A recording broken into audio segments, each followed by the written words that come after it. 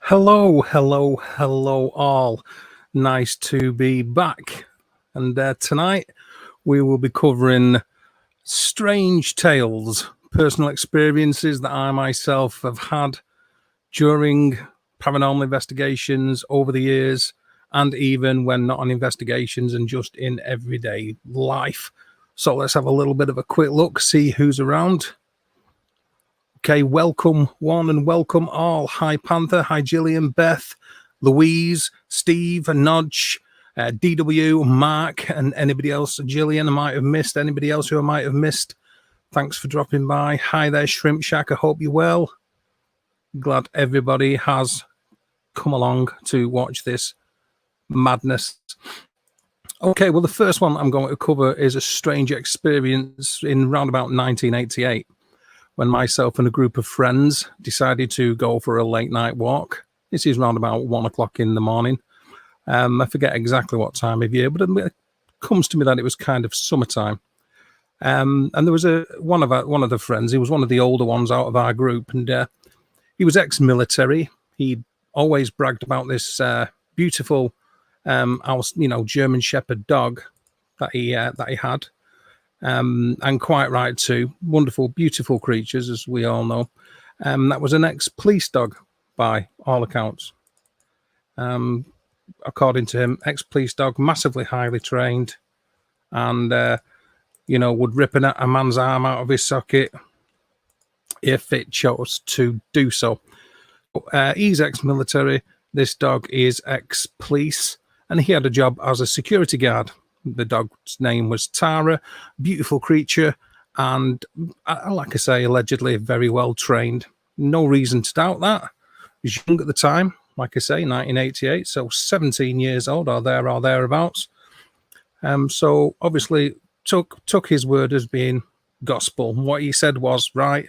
Tara was a well-trained dog, and wouldn't take any bother.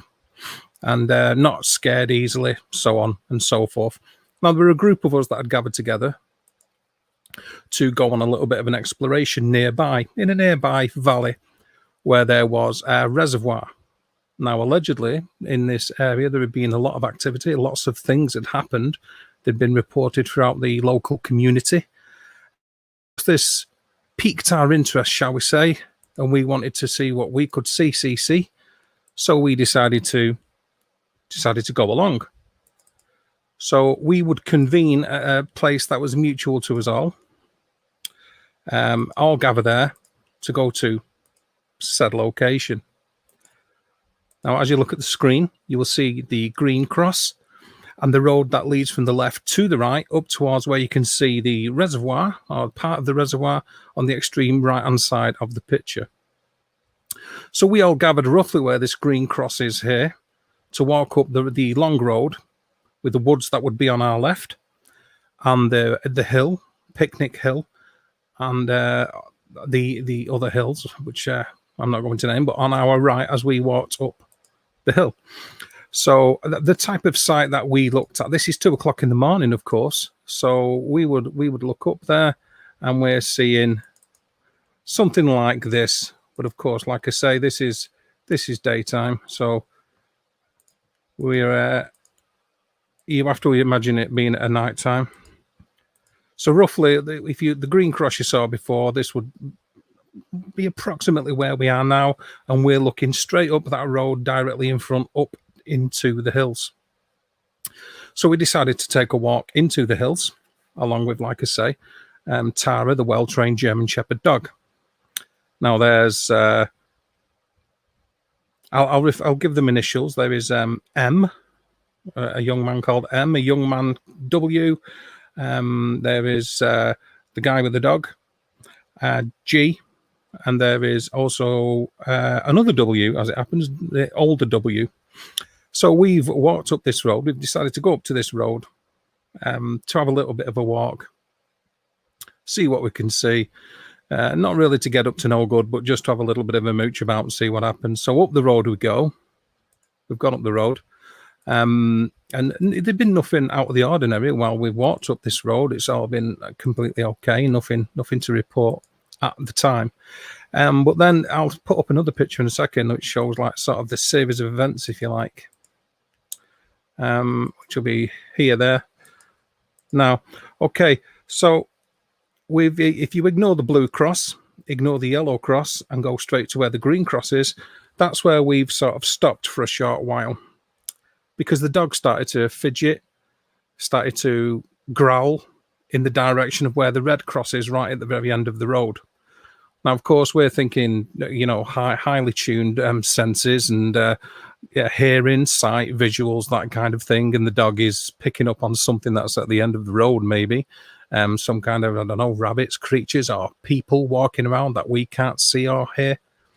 But it was very, very disturbed. The dog was very, very disturbed at the time. Really seemed on edge and uneasy. And even G, the owner of the dog, of Tara, was saying she never acts like this. This is not her at all. She doesn't act like this. She doesn't scare easily. I don't know what's wrong with her. I don't understand what's wrong with her. Which didn't make any of us feel any better, of course. After a few minutes of this, she seemed to calm down, as if nothing had happened whatsoever. She seemed to be totally okay. So we proceeded to walk along the road, which would give the valley on our left and the reservoir itself on our right, as we move from where the green cross is to where the red cross is on that picture. Now, about 3/4 of the way up that road, in the direction of the red cross, you will see a little jetty that goes out into the reservoir where there is a tower. We got approximately there, and then again in the direction of where the red cross is, Tara, the dog, started to get very distressed again, making lots of noises, whimpering, and not wanting to go any further forward, which led G to again reiterate that she didn't normally act like this. This isn't normally her. She's normally, very well trained, like I said before, and doesn't rattle easily. Now, because we're at that distance from where the jetty is there to where the red cross is, isn't a massive amount of distance, really. It's, I don't know, about 50, 60 meters, maybe 70 at a push. And it was dark, but not that dark so that we couldn't sort of see in that direction. And we couldn't see anything. We couldn't see anything whatsoever that would make her feel on edge or uneasy. There was nothing down there that we could see. We couldn't hear anything. So we were just left perplexed. Again, after a few minutes of this, the dog, Tara, became okay, calmed down, and we managed to proceed on our destination to where the red X is on the picture that you're looking at now. All of a sudden, the dog started yelping and now looking back towards where the green X is on the map, the direction that 5-10 minutes previously, and be very, very distressed, absolutely going sick, pulling at the lead, and so G could barely hold the dog, but absolutely distressed, very, very frantic, and we had no reason and couldn't figure out what was going on. Now, of course, there's a little bit of apprehension starts to spread throughout the group when this is happening. People start to get a little bit anxious, as you can imagine. Remember, this is a highly trained dog, and we're all young, just, that's 17-ish, that kind of age, apart from G, who owns the dog, and the older W, who is the brother of the other W, funnily enough. So they're in their late 20s, I believe, at this time, so older than we are, and we're sort of looking up to them for, I don't know, some kind of moral support or guidance, whichever way you want to look at it, that kind of thing. Again, after a few minutes, the dog settled down. Now, George, I will nearly give his name. Yeah, well, I'll say George. He was called George. So George said, I'm going to take her home. She's not happy. She's distressed. I'm going to take her back. But you guys carry on if you like. You carry on up on your walk, which would have led us to more reservoirs to the right of the picture. If you look at the cross, obviously the road that leads from the crossway over to the right is, in the direction of the car park and beyond, leads up to more reservoirs up in the hills. And that was sort of the intention, was just to go on a midnight, like early hours of the morning, kind of walk. But after we said, no, I'm going home. I'm going to take the dog. She's massively distressed. I mean, it was enough for us to say, no, it's okay, George. We'll come back to your house with you. We'll all come back. We'll get a cup of tea at your house, and we'll just call it quits. You know, we'll just call it quits. So rather than split up, rather than let George walk back on his own with Tara the dog, we walked from where the red X is, obviously back in the direction of where the green X is. Now, as we're doing this, we get sort of midway down the road. If you dissect that road, exactly halfway down that road from between the red X and the green X, the dog stopped again, looking towards where the green X is. Absolutely distressed, making lots of noise. And of course, now that kind of level of anxiety is starting to spread to George, the owner, who obviously has no idea why his dog, who is usually really well behaved, and I can't reiterate this enough, highly trained ex-police dog, is showing signs of such high levels of anxiety and concern about these different spaces. Now, remember, she'd started to show concern looking up at the red X when we had first started, or when we first arrived at the green X. Then when we managed to get to the red X, she'd started to show concerns down towards the green X, where we just come from. Now, the thing that stands out in my head before I continue is the fact that while we had gone from between the two positions, and when we got to the space where the red X is, for something to have been in the green X area to concern the dog meant, or at least in my mind, that it must have passed us. Now, for it to pass us, it could only have passed us on the left as you look at the picture, what would have been our right. Now, that's a grass embankment that leads down into the valley, fairly steep and about 100 foot high. But directly on that left-hand side, as you look at it there, is a wall that separates the road from that embankment. So it would have to have been whatever it, he, she, whatever it was, would have had to have been on the other side of that wall and have raced down that embankment to back down towards the green X in a very short period of time. And whilst we were walking up towards the red X, it would have passed us on the way. It couldn't have done it on the right-hand side, obviously, because of the reservoir. And there's a big drop onto some cobbles that lead into the actual edge of the water on the reservoir.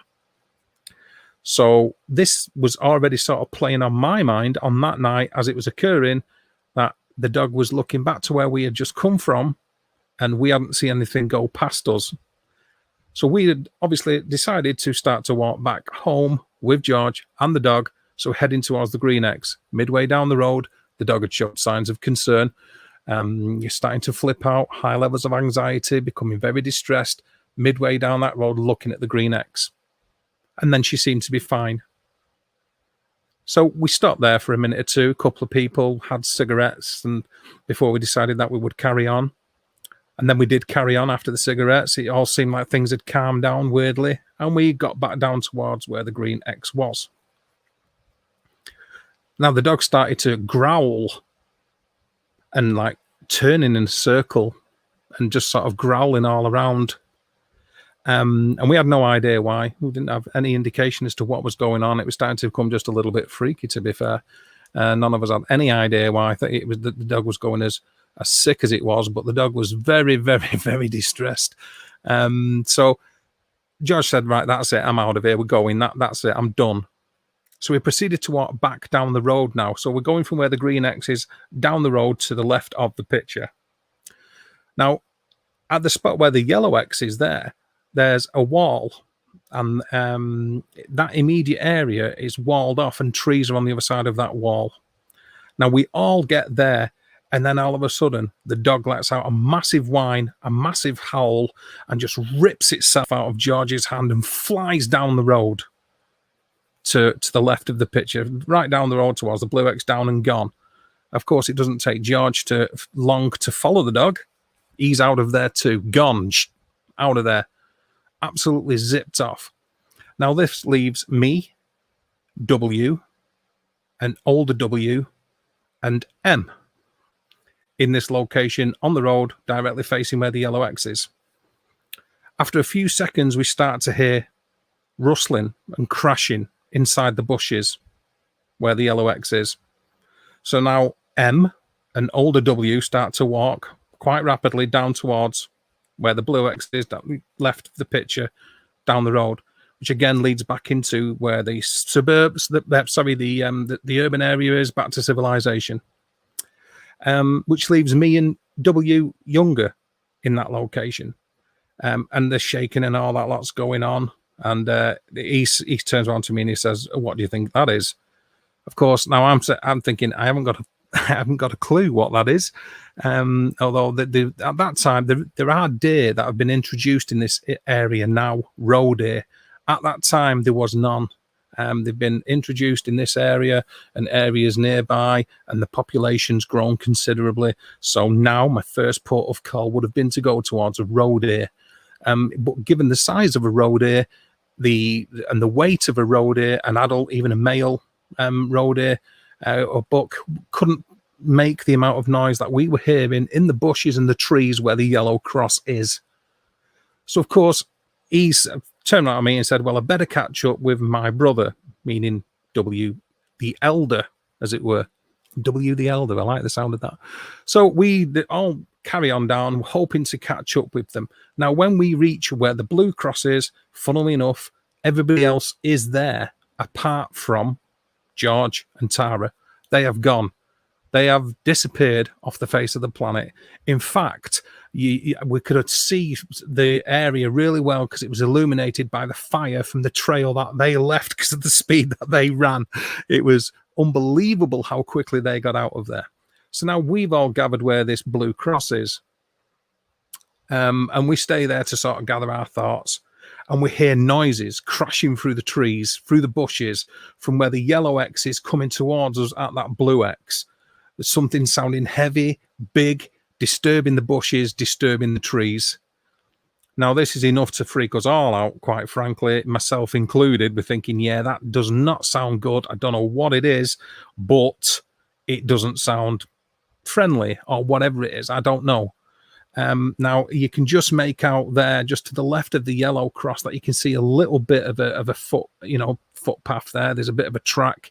So you would assume that people or anything else would go down the footpath to transverse from right to left. But there's a smashing through the trees to the immediate side of where the road is. So now we've gone from this blue X and we've started to gradually go towards the edge of the picture, the very edge of the picture, as you look at it in a very rapid manner, like accelerating very quickly. Now, of course, I'm sure that young W would be the one who would say, I was the last one to run. And I'm convinced that I was the last one that ran. But it was very, very freaky. And we all pretty much hightailed it out of there, shot down the road and headed back towards civilization, hoping, obviously, that we would be safe there and things would be all good. Now, when we got down there and we looked back up the road, at this area now, I'm showing you on screen, that's pretty much where we very first started off, just a little bit further up. Now, roughly here to the right where the telegraph pole is where Tara and George were waiting for us. They decided to wait there. Now, as you look at that picture, just on the left, past the wall, you can see where there's a track that goes to the left and another telegraph pole on the right, almost directly opposite. Now, the light from the estate, the street lights from the estate sort of faded out in that area. It sort of faded to black roughly that far out. And everywhere from where the wall is in the immediate foreground and the road in the immediate foreground were bathed in an of light that you obviously get from street lighting in the 1980s. I know a lot of the lighting's changed recently. But all this lot was illuminated. That gradually faded to black, roughly where that left-hand track is, and the telegraph pole on the right there. Now, this is complete darkness, remember, apart from that. Now, while we were coming down the road, previous to me showing you this picture, the previous picture, we were hearing the crashing at the side of us, keeping time. It felt like it sounded like it was at the side of us, keeping time with us. And of course, as we accelerated faster than your speeding bullet in the back end of a bat out of hell, it did too, or it seemed like it did, and seemed to stop where the light diminished. It sort of stayed in the edge of the darkness as you look up the road there. So we were here down where the telegraph pole is on the right-hand side in the foreground, where George and the dog were waiting for us. Now, we stayed there for a couple of seconds, and because we were back in the suburbs, we were back towards where the houses were, the streets, felt a little bit braver. It didn't seem as freaky anymore. But when we looked up a second time, we saw a shape, which is difficult to explain. I've got a couple of pictures here that don't really represent it, but will give you some kind of an idea, where the light sort of cast a dark shadow that we could just kind of make out. And we could see, but it was very big, seemed to be about 6 to 7 foot tall, maybe. I know that it's difficult to explain that, but roughly 6 to 7 foot tall, that was stood just at the edge of where the darkness was and where the illuminated street lamp faded out, and seemed to track from left to right. It's left to its right, if you like, going backwards and forwards, but not coming any further into the light. And we watched it for a few seconds, and no idea what it was. Couldn't hear footsteps, couldn't really make out any. It looked humanoid, human shaped would be the only way that I could describe it. No idea as to what it was. I'll post up another sort of picture. It sort of gives an idea. And then after a few seconds, I just enlarge this a little bit. It wasn't a few seconds. It was probably a good 30 seconds, actually. It sort of morphed from being more human shape into just like a dark kind of outline, and gradually dissipated right in front of our eyes, and every single one of us saw this. Now, I haven't been ever able to come up with an explanation as to what might have caused this, or what it was, what it could have possibly been, ever. And any of the people that I've spoke to have been pretty much in the same kind of situation. They've not really been able to explain what it was. And not that I've spoke to many of the guys regarding this since. We all stayed in contact for a few years afterwards, but they didn't. It was never discussed. If I tried to bring it up in conversation, they would all become very agitated by it and anxious, and not want to chat about it, not want to talk about it in the slightest. They seem to be trying to avoid the conversation as much as they possibly could, and move quickly on from it. So I was never been able to gather any kind of like adequate explanation, and always throughout my life just put it down to being one of them weird things that you see and one of them weird things that you experience. Would it be nice to find out what it possibly could have been? Yes. Am I likely to ever find out what it was? No. I'm certainly not claiming it to be anything other than a strange event, because that's all it was. It was a strange event, but it did happen. It did happen. Explaining it to people is always very difficult. And of course, graphically, because there were no photographs taken, no evidence of this even happening. But try to do it graphically, like I'm trying to do here, is difficult. It's difficult to get across the sort of mood and the feeling that was going on that night, and difficult to sort of portray the kind of imagery.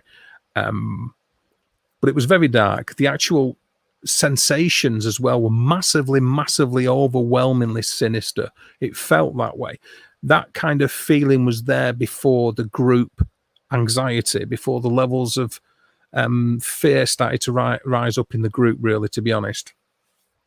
There was a fear of malevolence, a feeling of malevolence. Well, I suppose that led to the fear of malevolence, but there was a feeling of malevolence, a feeling of suppression. It was a very dark feeling, and I think, obviously, as you can imagine, that amplified the amount of anxiety that people were feeling in that location as that were going on. And of course, with the actual physical events of the crashing through the trees, the audible events of the sounds of the trees crashing, obviously, not just the physical disturbance at the side of us as we moved down the road, and the actions of the dog led us, obviously, to amplify just how strange an experience it truly was. I myself have been back there many times. It didn't ever put me off going in that area. George and Tara, the dog, never went back up there again, as far as I'm aware. W the younger and W the elder. W the elder never went back up there. W the younger would go back up there with me, which led to another strange experience, which I'll cover at some stage, I'm sure. And M, who was myself, M, and W the younger were all about the same age. And me and M went to school together. And M has also been back up there. But the two older guys, the two older guys out of that entire situation have never been up there ever again. They've just stayed away. One of them's passed away now, and another one has moved out of country. So explanations, answers, I haven't got any. I've racked my brain to try and think of some. But of course, all I've got is more questions, not answers. But I suppose that's the nature of the beast. Okay, so I'll quickly look in the chat. Let's have a look in YouTube, what we've got going on here. What kind of wildlife has been reported in the area? At that time, you're dealing with badgers, foxes, weasels, mice, rats, birds. Certainly nothing that can smash branches and trees away to the volume and the kind of physical disturbance that it sounded like was going on. There was like I said earlier in the stream, there was deer introduced a few years ago around this area, roe deer. They're not likely to track humans. They're more likely to run away from humans, deer, roe, red, fallow, any kind of deer in the UK. They're notorious for being very skittish. They don't tend to want to mill about with humans as such. But yeah, there were nothing of that size. Badgers, they can be quite confrontational if you corner them. Foxes can be inquisitive, but again tend to run from humans. And obviously the smaller mammals wouldn't have been able to cause the disturbance and move at the speed that it seemed that whatever this was did.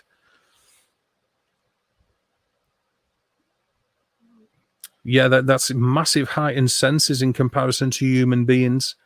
Okay, we'll catch you later, Jane. Hope you feel better. Thank you for stopping by. You got to remember, I've got a little bit of catch up with this. Oh, here we go. Yeah, I have been back. I have been back. It's close to where I still live, so I have been back. And there was another experience not long after that I had personally with young W, as I alluded to before. And things have been seen on the reservoir. Gamekeeper has seen things. The bailiff, the head bailiff who used to run the fisheries there at the reservoir, has seen things too.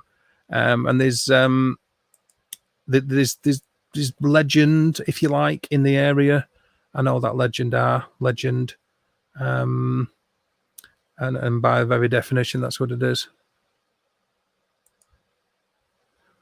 Yep, that's absolutely correct. That mag, I mean, nothing here worth. Human beings aren't really worth hanging around, are they? For the most part, where people are concerned. So they do. But you know, it's a good question what you posed before, because that's one of the first things that started to go through my head was what could it possibly be? You know. Rather than I didn't just jump to the fact that I thought that it might have been X, Y, or Z, because I'm not making any claims as to what I think it is, because I don't know what it is. And because of that, I'm not going to make any claims as to what I think it is. Thinking doesn't do anything for describing. It just helps you get to a logical conclusion, I think, or an illogical one. I'm not experienced. Do you think some people... Yes, I think there is. I think some people, I think energies are attracted to other energies more readily, depending upon circumstance. So I do think that can happen in the most like open sense of the word. I do think that that's very possible beyond a shadow of a doubt. Yes, there were stories, but we hadn't heard the stories before we went. We told a couple of people, or rather I did and one other, which was W the Younger, and that's when we found out about the stories retrospectively, not beforehand. And the stories that we found out about, what we got told about what went on in the area, were not what matched what we experienced, not 100%. However, my eldest son has camped up in that area with a few friends and been observed by somebody stood on what looked like the outline of a human or of a person stood on the top of a cliff face, just looking down from the top of this cliff down to where they were camping, which is in like an old quarry kind of area, because they wanted to obviously have the tent out of the way, all the elements and stuff. Excuse me. So there's very few ways in and out. The only way to get to the top of this cliff is from over the other side of the hill. And he's seen a dark shape, humanoid type figure, human type of figure, I beg your pardon, at the top of the cliff.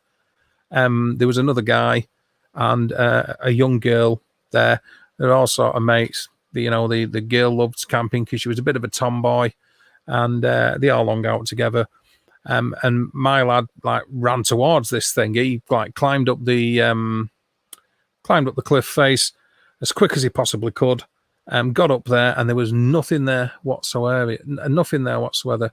Nothing. And there was ferns, dried ferns underfoot. That would have crackled if somebody had run away. And the ferns that weren't dried up, there was like long grass and the heather, because it's on the side of a moor, which would have hindered somebody running away from the location. If they'd have run to the left or run to the right, then my son or the two people that were with him in the quarry would have seen him, because they would have had to make it the way back to the road, which is the road that led from the car park that I've shown you just earlier on,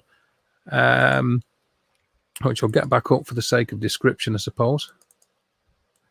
I'll get that back up just bear with me, people, please. Let's have a bit of this. There we go. So as you look at it, the red X there, and then off to your right, that road, you can sort of see underneath where the spinning GIF is there. That was so nicely made by Mags, that they started to heather build up there, and as you go further towards the right, there's lots more heather, moorland, because we're at the foot of the Pennine Hills. So to get down past the side of the quarry, left or right, they would have had to get onto the road, and they would have been seen from the entrance of the quarry.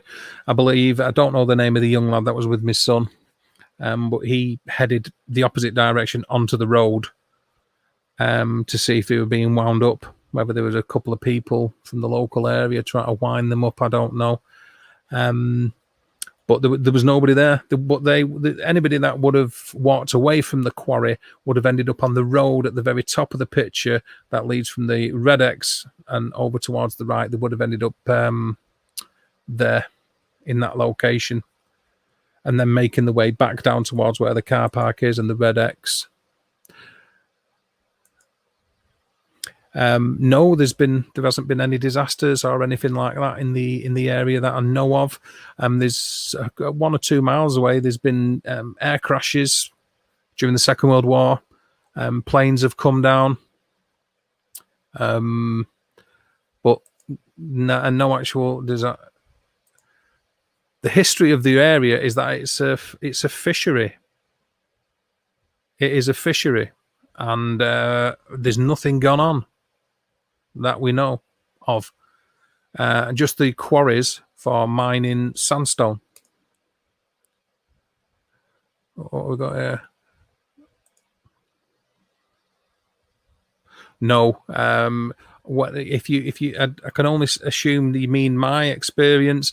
No, it wasn't a windy night. It was. That's another thing that struck me, was that it was very, very still.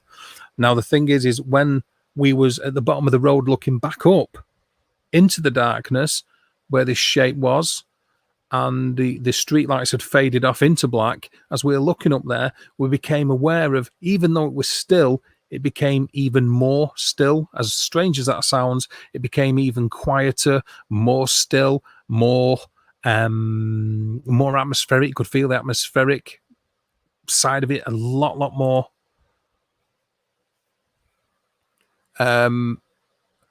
But there'd been no accidents. Over to the right hand side, actually, if I put a pit, yeah, you've just seen something there, which is actually I'll bring up in a second, Louise. In fact, I'll bring that up now. Yes, there has been sightings not too far away in the New Mills area, Chinley area, Marple, which really are just over the other side of the hills, really, from where this happened. In fact, I'll put another picture up, which is a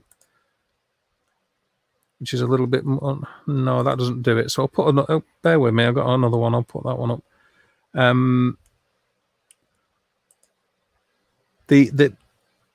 It's a couple of miles, though, if I'm honest. I mean, it's a few miles away, but has that gone up? Let's check it. Okay. As you look, no, bear with me.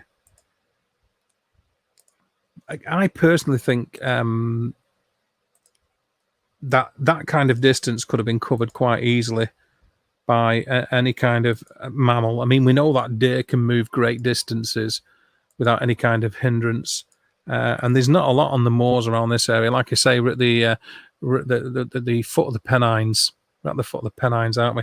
Now, as you look at this picture here, where you can see, obviously, Picnic Hill and everything, and Google, you can see the Google at the very bottom of the picture centre. Well, roughly in that area, if you sort of imagine half of that picture width again coming down from where the Google sign is, towards the bottom of the screen, there's an old rifle range that the Home Guard used, and then the Territorials used, and when they do national service, I think it closed down in the 60s, though, late 60s. But it was there was rifle ranges there. I think the farm in that area is actually known as Rifle Range Farm because of that reason. But there's rifle ranges there, and kids go up there to dig bullets out of the butts. You can still pick up the smashed up bullets and some empty cartridge cases from that kind of area. But yeah, it's apart from that, I mean, and I've looked into that as well, the range there, because there were recruits from Ladysmith Barracks and would go up there, the Ashton Territorials, and there was no records of anybody suffering any kind of accident at the rifle range or anything like that. Yeah, big cats can cover a massive amount of distance, Louise. Yeah, absolutely, in a very short period of time. Very short period of time, and I'm sure they cover a great deal of the UK that people might not be massively aware of. It's something I will go into as well, because that is lined up for a future. Yes, I'm going to come to that in a minute, Mags. Actually, that I'm going to do a cast stream on that kind of thing. We've gone out doing a bit of a mooch, like sort of like a look around for that. I'm not sure it was such a good idea. At the time it seemed like it, but retrospectively maybe not so much. But I think if people look into that, there's been a lot done about that, even the military being called out, Exmoor, Dartmoor, places like that, but even lots of sightings in the north of the UK, north of England, and indeed in Scotland of big black cats and other cats. Well worth looking into. There we go. So, yes, that's the thing, Mags. When we sort of seen it in the where the light drop off, where the light drop off from the lights on the estate were, and we saw it there, loosely speaking, moving around. I'll just put this one up again. We saw it in the edges. So we're roughly where this telegraph pole is on the right. And the light sort of faded off from the estate and faded into darkness, into black, approximately where the track is on the left to where the telegraph pole is on the right, almost opposite. So sort of midway up the picture, it then started to go fairly dark. And it was round about there, and as it was a little bit more open at the time there as well. This is a fairly recent picture from that had been stolen from Google, but you see the brush on the left hand side, just past where the track is on the left there, midway up the picture, that brush area. Well, that was a little bit more open at the time. And there's been a lot of work done on all the left-hand side. That's now a country park. It wasn't then. It was overgrown, just full of brambles and foliage and bracken.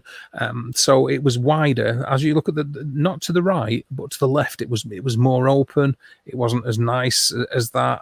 But it was sort of tracking from left to right, backwards and forwards, as it were, in the light. And it seemed around about, I've got an idea how big a person would be because I know the area as I look at that picture, where that little track is that leads to the left off the side of the main road there, just past the wall, where the wall ends. There's actually a steel barrier that you can't see in that shot. That steel barrier is roughly waist height. So as you look at that left track there and you see the bushes on your left, a human being would be, their head height would be above where you can sort of see the gorse, where there's like a dark shape at the end of that left track. So that would be a 6 foot person, which would make this shape easily that, if not more, but probably more. Six. I mean, I said earlier on in the stream that it was about 6 to 7 foot, and I was being conservative, if I'm completely honest, because it seemed to be much bigger than that. It's really difficult to explain. It seemed big, and it was making a lot of noise. What we got?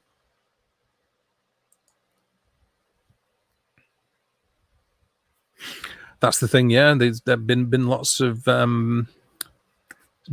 expeditions and stuff by people to try and like find these things. And there was the New Mills area.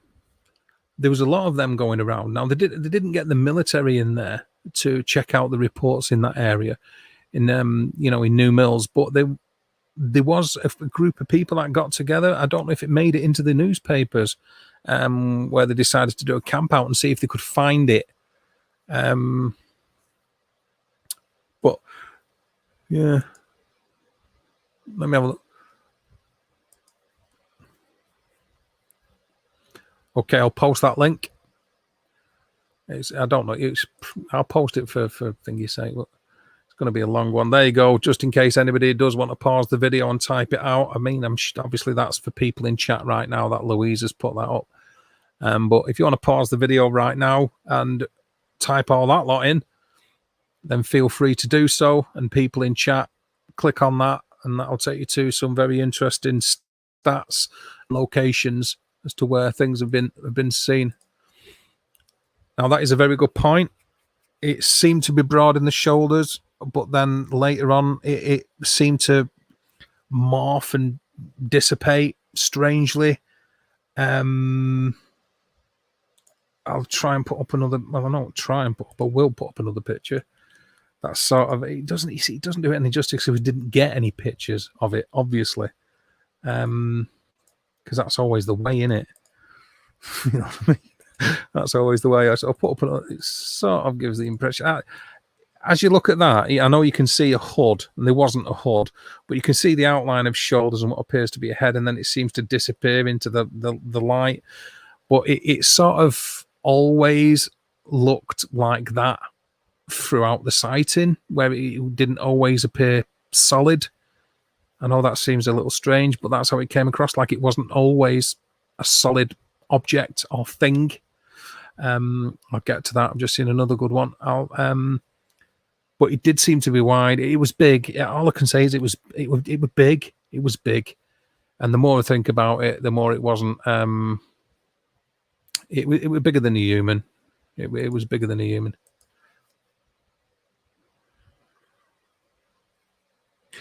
Had everybody seen different size things? Yeah. Now, I can only speak for myself, but knowing that something was going down, and with basic military training, was to close one eye to save night vision, obviously because of the cones and rods principles on how your pupil and your iris work in different light conditions. And W, the younger, was the same. Now the others weren't, so I can't account for them. However, afterwards, when we did discuss it, now remember, now discussing it was just on the night, and because it wasn't spoken about a great deal afterwards. Everybody described it as being the same kind of thing. We were commenting on it in real time. And when we'd been in where the it would be easier to show you the picture actually, but I keep messing about with it, so you'll have to excuse me for this. But I'll put a picture up.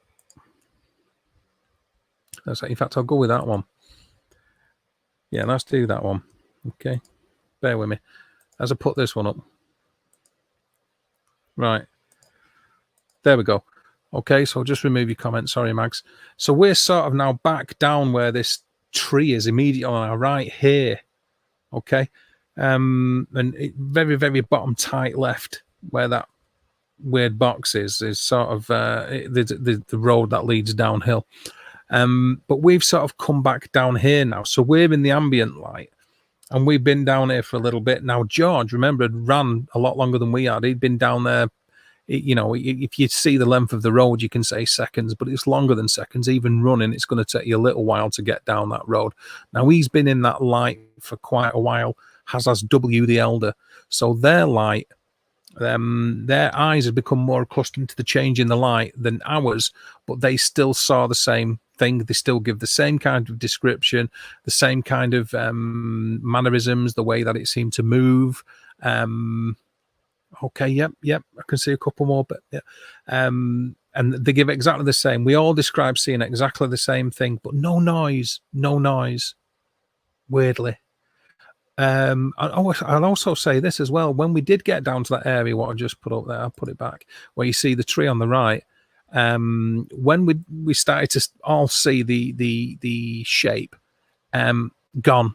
The dog was gone again, ran off, just back over the estate, gone. He found it at home. I forgot to mention that the dog didn't hang around. The dog had gone. So I might have expected it maybe to stay in place and bark, but I don't know. The dog had just gone.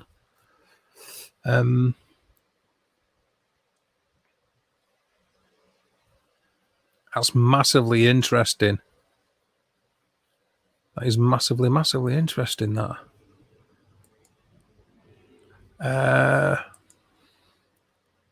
No, it's not Hattersley. No. So just let me. Yeah, that's in respect to that.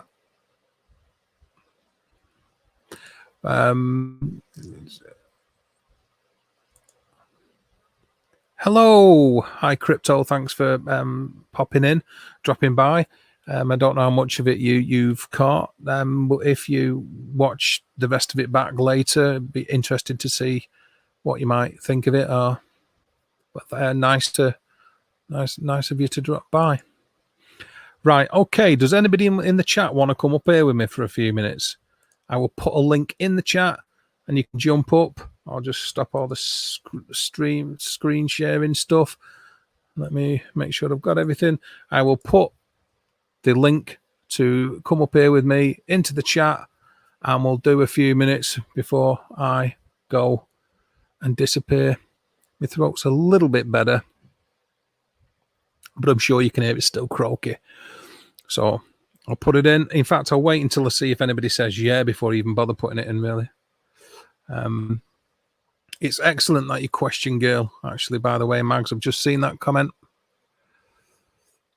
Oh, that's a good one. Let me just...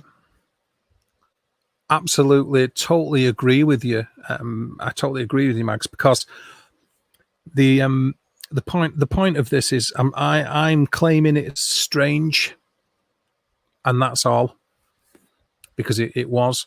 Now I've been involved in paranormal investigation and ufology and all the other stuff that people who watch the streams or talk to me already know well enough about. But and I have wrapped my brain to try and figure out what it can be, and not really managed to do it. Not managed to come up with a satisfactory explanation. But all I can say is I don't know what it is, and that is the truth. I don't know what it is. Okay, your stuff, not get up there, DW. I'm sort of a little bit behind in this, so I'll just check that. Okay, DW, couple of interviews in my playlist of the story. I can see that. Okay, let me just put this up as well. I would want to find out more. Yeah, that's the thing is I'm you know what, right? That reservoir that I've shown you in the picture, or that you could see part of in the picture, I fish now, and I'm a bailiff, and I go up there at night on my own to do that. So it hasn't put me off going up there at all. I didn't see the point in doing it. And I don't know if it's because I thought the chances of it happening again are massively, massively remote. So maybe that's it. I don't know. That's it, actually, Mark. That is a very good question. Because there's not been anything said in the last few years, in the last 10 years, maybe less than 10 years, actually, thinking about it. It might be 5 years, because I do remember the guy who owned the fishery changed hands, but the man before, the gentleman before, did report seeing a figure stood on the water's edge, but that was of a lady, and he said he could definitely he could definitely see a lady there. So that's the most recent thing that I've heard regarding that.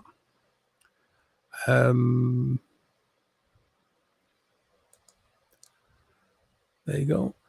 Anybody in the chat want to answer that? I've personally seen lots of things over the years, and one of the hardest things, because I'll try to answer you as honestly as I can. I've seen lots of things over the years, many things, because I've done a lot, and I don't know if that's been a good idea, if I'm honest, doing a lot, because it just seems to have got me in trouble. But I've seen. Okay, yep, got you there, Max. I've seen many things over the years, and I'm struggling to explain what. Oh, hang on, let me mute me. There you go. Struggling to explain what many of them are, if I'm honest with you, crypto creators. So I've seen and experienced lots of things. How you would label them, I don't know. Hiya, Mags, how are you doing? Hello, darling, how are you? I'm feeling a bit better today, thank you, yeah. You sound a lot better. You sounded proper poorly last night. Yeah, I was a bit rough, but I don't like letting people down. Well, if you're ill, you're ill. Not much you can do about that, I'm afraid. Yeah, that's true. Beth, the story that I've told tonight is very close to that area. Obviously, I don't know everybody who might see this video, so I'm not giving out where I live on the internet for obvious reasons. You know, when you was there, you said yes. You felt... Sorry, I really am question girl, aren't I, tonight? Sorry. When you was going down to the area, how were you feeling just entering into it? Totally fine. There was nothing to suggest anything was wrong. I mean, because it's a good question. That I like it. We'd been there lots of times before, and funnily enough, we'd not seen anything. We'd not. This is the first time in that area that anything had gone on. And we hadn't seen anything before because we hadn't heard anything before. It's after we experienced what we did that we started asking questions, me and W the younger, and people started to give us, say, look, such and such a thing goes on up there, or it's only afterwards. And we were like, oh, well, thanks for that. We could have done with knowing beforehand, you know what I mean? But no, we felt okay on the way up, Mags, to be honest. I mean, the dog, even though it was highly trained, the predator, so any little, wildlife in the area could have set it off. I'm more interested in your stories than the dog, to be honest, because obviously anywhere would like that. The dogs hear anything. They maybe even thought it was protecting you at first when it was barking. Do you understand what I mean? So yeah, the dog isn't as relevant to me as what you saw or even felt, because people, I know it's really hard when you have feelings trying to explain that the atmosphere felt wrong, but to me that's really important, in when you're doing anything paranormal, the feel of a situation I think is important, but it's hard to portray to somebody else, isn't it? That yeah, it's a very difficult one to put across. I mean, on the night, we all felt totally fine. We all felt totally fine, and I know what you mean about the dog, but she wasn't acting like she'd seen an animal. She was massively distressed. right. And that itself is difficult to explain. But I do see your point, yeah. But on the way up, we totally felt fine, and that's what is not a false sense of security, because obviously we didn't know that anything was going to happen, But no, we felt totally fine. I will say this though, after the event, for the first few times going up there, it was a different story. Didn't quite feel as settled. Yeah. Well, you would be, wouldn't you? When you actually saw it, it was that? Sorry, I might have just got my points in the story wrong, but was it on the way out, running away? Was it near the end that you saw it?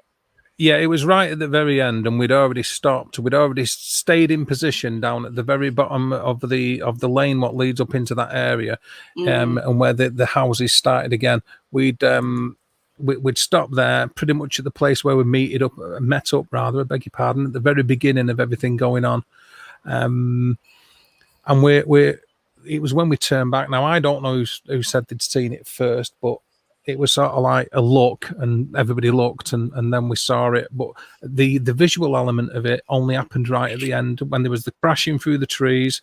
Being on the actual road itself, all we heard was noises and atmosphere. And it dissipated in front of you? Yes. Well, you see, that's the interesting part, because you say it took about 30 seconds, yeah? You seen it for about 30 seconds, it was there? The dissipation took about 30 seconds. It was very strange, because it would sort of almost look solid. I can't believe me saying this. Almost look solid. Almost look like you could sort of make a little bit of light through it. The last vestiges of the light from the estate, the street lights. So it would sort of be almost see-through-ish, but dark mist, and then solid, and sort of like gradually become more mist until it went over a period of 30 seconds. As a solid object, we probably watched it for about a good 30 seconds to 45 seconds beforehand. The entire sighting of the thing was probably about a minute and a half, as we was all down at the bottom end. Did it move while it was while you were watching it? Did it move positions, change positions? Yeah, it moved from, as we looked up the road, it moved from left to right. As I'll put that back up. So was that going back into the darker area, like it was going back from whence it came, kind of thing? No, weirdly, because that's another good question, that, Mags. It was weirdly, it sort of stayed within the very fringe of the light, where that like track is, just as you go up the road, just to the left. I asked about the light before. I can't remember where I read it or what I was reading. Because when you start reading stuff and you're trolling through channels and reading articles and things like that with ghosts, and I vaguely remember somebody saying about the spectrum of light for, not night vision, but just normal light kind of lighting for the spectrum to see ghosts, and that's what I don't know why it just popped into my head when you mentioned. All right, okay. Yeah, you're about in VL, the different frequencies. Yeah. So I was just wondering if it had just hit that, perfect, like, sweet spot kind of thing with the light, and that's why you could see it. That's again, that's a really good point, because it was, we didn't look behind us as we was coming down the road, is the truth of it, because we were too busy coming away from what was going on. Yeah. And it's only when we stopped and all got our breath, and it was like, oh, George, there you are, we thought you disappeared off the planet, you know what I mean? And he's like, oh no man, and somebody said look, and I don't know who. And we turned around and looked, and like I said, it described it where it was there, and we all saw it. And there was exclamations and expletive deletives and swear words and all sorts of the savoury stuff, you know.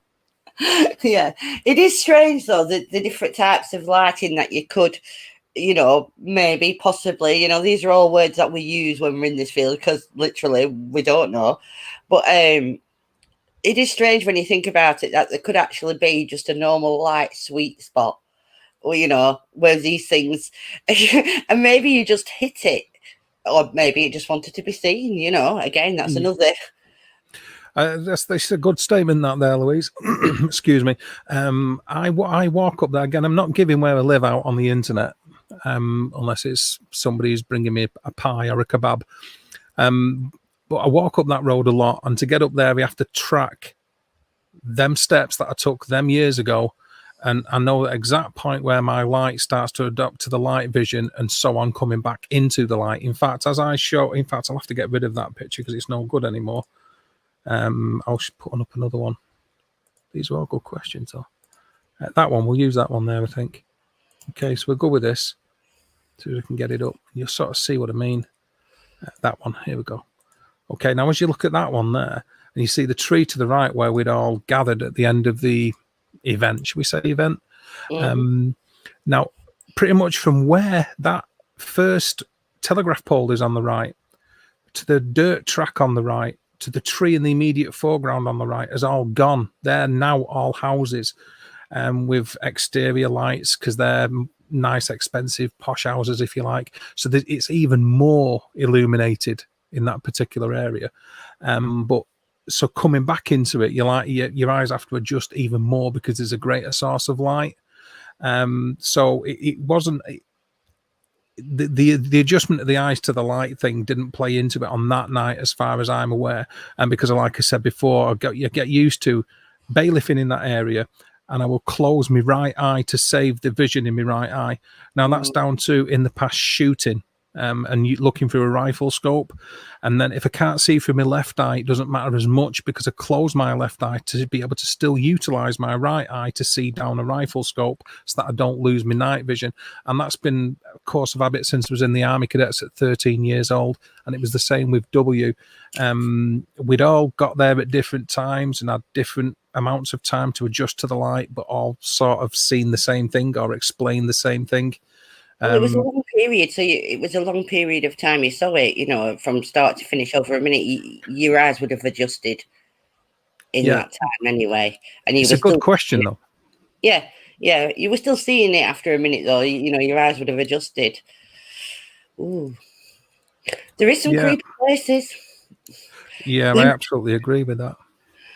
Do you know what scares me, though, is that nobody that you know of, apart from your son who saw a figure standing over, has experienced it again. So, have you ever wondered that it might have been personal to a degree? Sometimes, yes, I have, actually. And again, that's another question. There's been some great ones. But only because of the fact that we all described it the same. Now, weirdly, there was another event after this that I am going to cover on another night, but I may as well just do it tonight. We went back up, me and W the younger. This is, I don't know, a year afterwards, maybe a little longer. And we haven't gone back up that road, but as you look at the picture, I may as well put it back up, haven't I? To the left-hand side, it's in and out and up and down like nobody's business. As you start looking at that picture, I did not say anything then. You took the dirty side all by yourself. I'm being serious. I'm interested. as you look at that picture and look up the road, and obviously you got past the houses on the left, you've got the trees and the brush and everything to the left. That's been sorted out more than it was, like I said, a few years ago. It's a lot more cultivated in this picture than it was back then. But there is a woodland. Now, we'd gone into that woodland, so the same kind of area, obviously, but not on the road. But we were, I don't know, 150, 200 yards from the road in that area. And I don't know, maybe one of these other pictures will show what I mean. Yeah, here we go. That one will. Yeah, I'll use that. The brilliance of computers and the internet. Off near me. Well, this one will sort of give a little bit of an idea. There we go. Okay. Now this one here, if you look at where the blue X is on that picture and go up into the woodlands vertically up about 1.5 inches, and you can see like a little bit of a track, a tidgy bit of a track. That's just, well, roughly that area there. We're roughly there, and we're walking from our left to our right. Now, as you go from where that little track is to where the yellow X is, you can sort of see two little lighter green trees right next to one another, like a little pair of eyes almost. Sort of midway between. Well, we're in that area. And now if you look from them two little trees diagonally up to where the red X is, and you can see the end of the tree line where the grassland is immediately to the left of the road. And it's like it forms a triangle, doesn't it? Yeah. So the very tip of that triangle of grass from where them two little trees are, we're looking diagonally up towards that. Yeah. And we saw a dark shape. This is dusk. It's still light. It's not dusk, not totally dark. But this was this wasn't a shape that disappeared as such, but this was what looked like a human type figure, big, that went into that was more sparsely foliaged as well. When this happened than what it is in the picture there was a solitary big bush right at the apex of where the triangle is, and it went into that into that bush. And we're like, what was that like? We both saw it. It completely disappeared into the bush. And we stayed there for about 15 minutes or so, like looking, and couldn't find it. Couldn't see it come back out of the bush. We walked down into the valley where it was, or where we thought it was, feeling much braver than we did 12 months beforehand, it has to be said. And then, the balls had grown a little bit by that time. Yeah. We got to that bush and there was absolutely nothing there whatsoever. We've only ever heard, Mags, 2 other people in all them years. Now, bearing in mind it's 2020, so what, 31 years? Wow. Ever describe seeing a dark shape up there, ever. Otherwise, it's been a woman. And as you look at the green X, and you can see where the very bottom left corner of the reservoir is, you can see the stone area, and then a tiny little triangle of green immediately to the... Well, there, stood right on the edge looking out over the water, is where allegedly, I've not seen this, and I've been up there thousands upon thousands of times, but right on the edge there has been where a lady's been seen in a dress, apparently, and that's the biggest thing people report. In fact, when I tell people about this dark shape, that gets weird looks, but everybody talks about this white lady, the good old white lady that everybody knows and loves. Wow. Now, isn't that strange that you saw a black thing? I'm assuming you couldn't tell sex apart from the size because it was black figure kind of thing. Yeah. Did you think about this is another one when you see people describe black shadow figures? I know they say shadow men, but I mean, sexist much. Equal opportunities for shadows, people. Yes. Hauntings come in both sexes. There you go. Did you get a feeling of what sex it was? This is what I was going to ask you again with the feelings. Did you think it was male, female, mammal, otherwise? I think that's a really good question again. Me personally, no, I'm not going to say just for the sake of it, because I don't believe in that. I never did get that feeling. Who was sort of like midway through the crowd who left the area. Obviously, George went with the dog, then W the elder, then M went, and then W says he stayed behind, W the younger, and I think I was the last one to go, but who knows? It doesn't matter. But M is the one he's the only one out of the five of us, actually, who said that he thinks it was a man. He actually describes it as being a giant man, actually. So the rest of us have just said it was a big shape. So that is a good question, valid. Maybe, though, the fact that he said giant man kind of puts me towards the man side, because you don't necessarily think of women being 6 to 7 feet tall. So maybe that put the male connotation in it for him, just basically the size. Yeah, that sort of suggested to him what sex it was just because of the dimensions of what he witnessed. Yeah. That's a good point. But he never elaborated on that. In fact, I will talk about another. I'll do this on another one. An experience that I had concerning M, who's the young gentleman at the time who said he thought it would look like a giant man or giant man shaped. He's the only other one apart from the one that I just told you about, where we saw the thing disappear into the bush a year later. He's the only other person from that group that I kept in contact with who have had any other kind of strange experience with. W the younger became part of the team at a later event, and I'll be posting pictures and videos of things that I've gone on investigations, because he was part of the team at one point. What's this?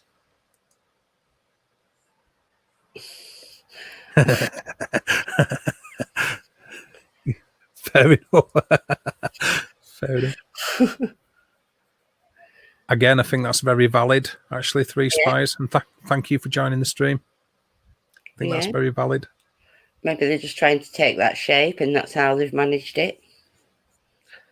We don't know anything. This is why it's so interesting.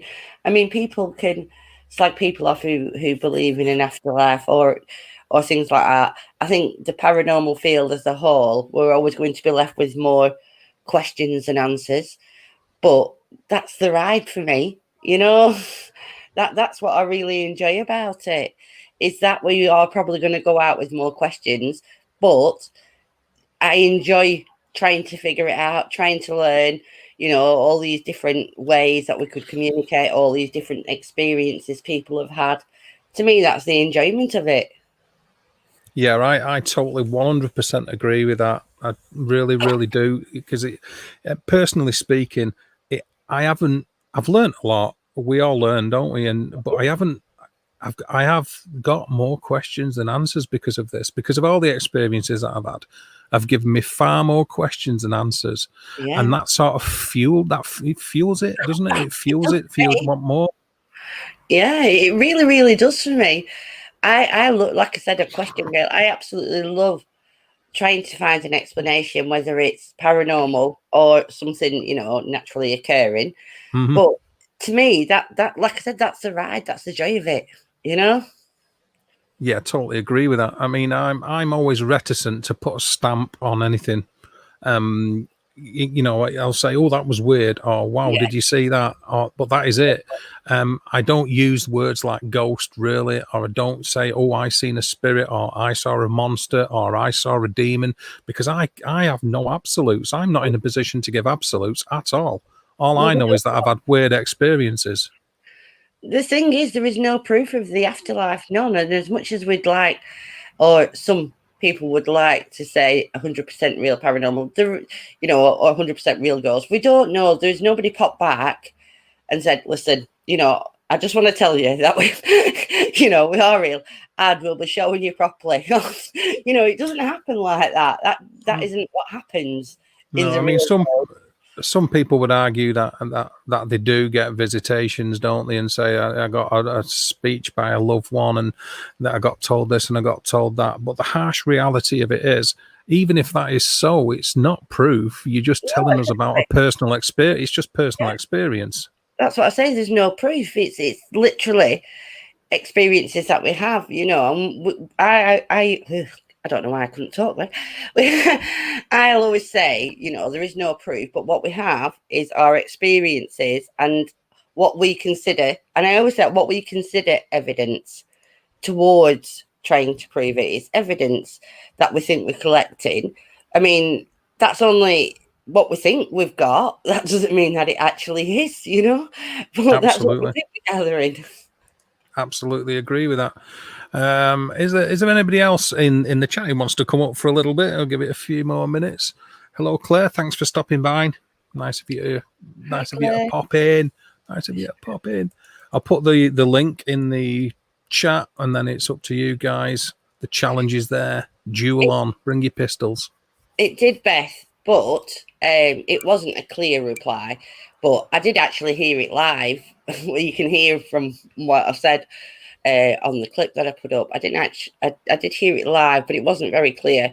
But I asked, what about the other. I didn't even say other side, but they replied the other side. Yeah. Where are you? And I think it's we have the other side. Yeah, this is your video the other day. Yeah, we have the other side. But it wasn't.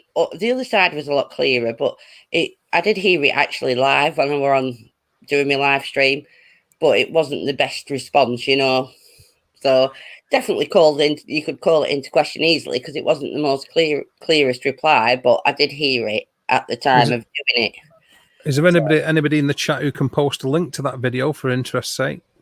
Anybody that can post a link to headphones on if you use it? This is what it's not clear at all. It isn't it clear. I can get you a link. Hold on. Yeah, give us a link. Thank you, Louise. Just give it a few more minutes, then I'm going to take the meds and all will be good. But you appreciate that. Thank you. Oh God, I've just literally gone onto my Facebook page to get the link and a message from my brother, but I'm not going to say what it was. But it wasn't. Yeah, there you go. It's probably just as well. High crime, facts and fiction. Thank you for joining us. I totally agree with that. Three Spires, absolutely, and that's where we're at with it, isn't it? All of us. There you go. Hi, Claire. Hiya, John. Thank you for stopping by. Appreciated. Nice to see you. Have you got that link? Oh, there we go. 1 second. I can see you. I've got your DW. 1 sec. Point. Right. Hello, sir. Good evening. How are you? You okay? Oh, it's been a long week. I definitely look forward to the weekend. How you guys? Hi. We're doing okay. Doing okay, thank you. Yeah, better than you have been over the last couple of days for sure. Fantastic. Yeah, that Bigfoot hand story is a real popular one. I bet it is. My mother, to this day, she talks about it to strangers. Yeah, about her Bigfoot hand that she had in her freezer, and I just cringe. I really do. But it's a true story. We found a giant hand. It was bigger. It was big as my face, and it looked like some sort of a sloth or something. But it had 5 fingers. But there was actually webbing between most of the fingers. And took it home. It was severed right about at the wrist. Took it home, and my folks didn't know, what it was, and all their friends would come over, and they were concerned about it going bad, so they put it in the freezer. And about 2 or 3 days later, I guess some word got around, and the police showed up thinking that there was some sort of a crime. I mean, maybe a primate got it, killed or parted out, and they took it, and we never heard back. How big was it? I was a kid. It was huge, but I would probably say about 12 inches long. Wow. And it was off at the wrist. It was cut off at the wrist, so the hand part was 12 inches. Yeah, there are poachers that have you seen those giant gorilla ashtrays? Yeah. So that was the number one suspect, we thought maybe, but it was just so large, and the fingers were slightly webbed, which I don't think gorillas have webbed fingers. Well, that's a bit crazy, isn't it? It's nuts. Yeah. When my mother talks about it, I just walk away. Sorry, again, I'm doing the questions again, Brian. Sorry. Was it you mentioned the web. Was there a lot of water in the area? Was there lakes or? Washington, Washington State is heavily forested with lots of lakes. We were up there by Mount St. Helens, probably about 40 miles away. Right. Okay. You see, Wow. that it interests me that you see. Obviously, when you hear webs, you've got to think water, haven't you? If you've got web. Yeah. That's where your thought process would take you. Otherwise, why would they need to be webbed unless it was aquatic or waterfowl based? Yeah, but the hair kind of makes you more think mammal, doesn't it? Or Yeah, on the backside. Now, there's one thing. There's one thing that was really weird about it is the fingernails. They were extra long. They weren't like human nails. They were deformed. They were about 3 or 4 times longer than a proportionate fingernail would be on a human, and they tended to wrap around the tip of the finger just a little bit. Right. I mean, if you're looking more aquatic based, you could probably think that they could use them to propel through the water, maybe gathering water as well as the webs. Strange though. That is crazy. Is there anybody in the side chat that can put up the links to the other channels? But sorry, guys, like to True Crime, Crime and Facts. Put a link up to them if you possibly can. And Three Spires, please share your links to your channels, please. So, how long did you have it in your freezer? A week? I think it was only a couple of days before the police showed up, and my mother didn't get the officer's name, and so she tried to find out what happened to the hand, and couldn't find any record that the hand had been picked up. And nothing ever else reported in the area of anything similar? No. Wow. I wonder if it was, like you said, the ashtray kind of thing. I wonder if it had been brought in from somewhere else or something, I'm just with nothing ever being reported again, unless they haven't caught anything like that again. But, it's strange that it's kind of a one-off, with no other reports. I mean, that's a good thing, but it's still strange. Well, you said it was... Sorry, go on. Go ahead. All I was going to ask is, when you at the wrist area, because I said it was severed, was it look like it was a clean cut, or was it look like it had been ripped off or torn off, or what kind of damage was there at the wrist area? Oh, good. I don't really recall. You couldn't see it very much because there was a lot of hair all around it. But I didn't. Being a kid, I didn't, forensically look at it. We should have took pictures. Of course, taking a picture back then was kind of a special occasion. You just didn't always have film laying around. So no pictures. Oh, see, that's really interesting though, isn't it? That single event, it was a single, finding, shall we say. I like that idea. It's a bit more, I don't know whether validity is the right word, but that kind of, because it's a singular event.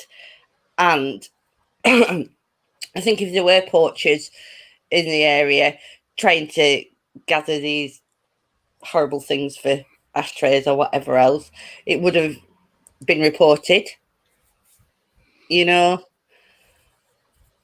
it would have. You'd think so, but there are a lot of theories about Bigfoot being alien, or we've never found a dead one, and maybe someone took a shot at it and blew its hand off, and they, was able to get out of there or something. But how we didn't find it just sitting on the ground. It was actually the dog, my friend's dog, that was walking with us that actually sniffed it out, and then we walked over there, and then we saw it.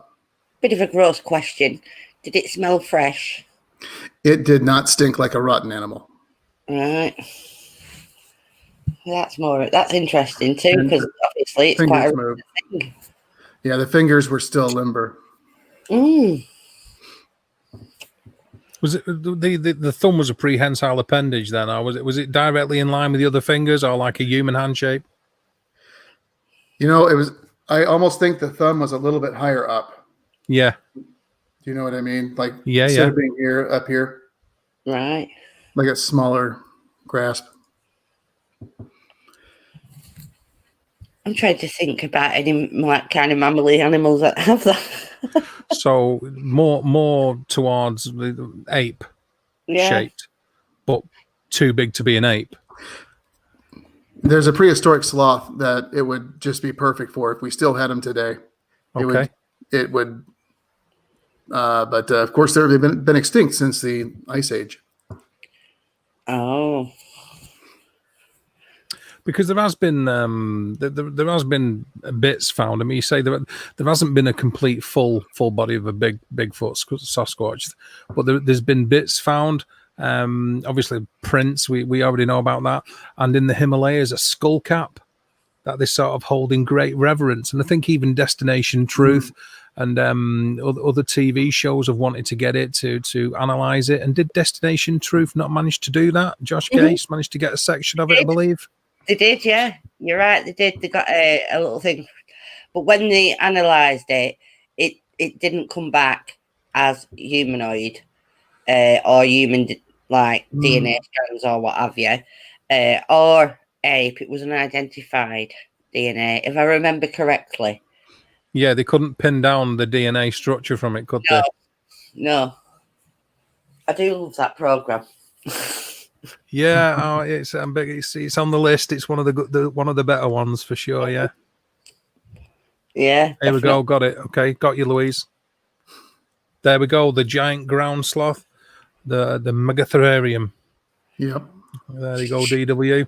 I know, bloody get that bloody Google working fast. I just don't Fantastic. You know, Thanks, Louise. I really doubt that I washed my hands, Beth.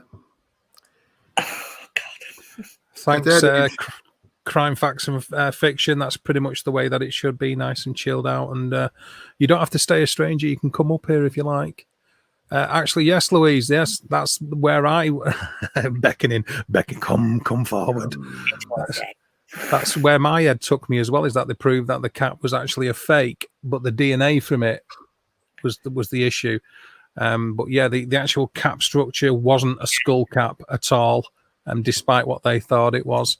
So, yeah, I bet they're pretty gutted about that because it's got its own room and you have to climb something like 5,000 steps to get up there. Yeah, but I think, did they not just, they just sort of like say, no, you're wrong and this is like staying here, it's real kind of thing. I'm sure they just like dismissed what the findings and just went, no, it's real. Yeah. It's special to them, wasn't it? I think you're right. Yeah, I think they didn't want to accept the fact that it was hokum. They were very, very distraught about that. Well, you can understand, can't you? Because it's something that they've cherished, loved and what have you. And there's got to have been a certain amount of revenue from tourists as well that they're going to be gutted about if it's proved to be fake. If they accept that and it's like this doesn't belong to the abominable snowman or whatever, they're going to be absolutely gutted about that. Because there's also been elements, I believe, from the Alma. There we go. Another thanks, Louise. She's all over it. Love it. There you go. Look in the side chat. Louise has posted another one there. The Alma on the Russian steppes and so forth, because there's indigenous populations in that area on the Siberian steppe, and that it's not even a discussion to them about whether this giant creature exists at all. It's not even. It's not open to discussion at all. It's just absolute. Totally. Which is fair enough because it's kind of the. It's their everyday life, isn't it? Sort of thing for them. It's just normal fare, shall we say? Yeah. They should definitely come up here. The Oregon. My next door neighbor is a professional tracker that works for the state, and when we have animals that get too close to civilization, he goes out there, traps them. They're bears, cougars. I do have cougars in my backyard on occasion, and he's showed me the tracks. He is a huge believer in Bigfoot. He actually showed me this video. He's standing on the top of a mountain. All you see are trees. You see a little valley and then another mountain. He shows me this video on his phone that he took. He heard some strange noises, and there is this ball of light coming up out of the trees from behind the trees, and then just shoots off across the sky. I mean, there's some just crazy stuff out here that, these are places that people just don't go. We have thousands of square miles. Yeah, so plenty. Really, looking at it like that, plenty of places for things to disappear into the undergrowth, to stay out of the way of humankind if they need to. And that's the big thing. I mean, you get around with the Loch Ness monster, and that's always been a fascinating one to me.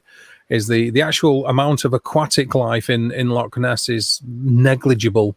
Yeah. To support the size of the so-called Loch Ness monster. And the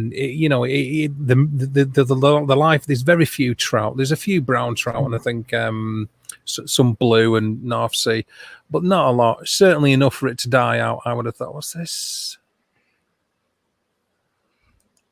So I like to keep people in the chat.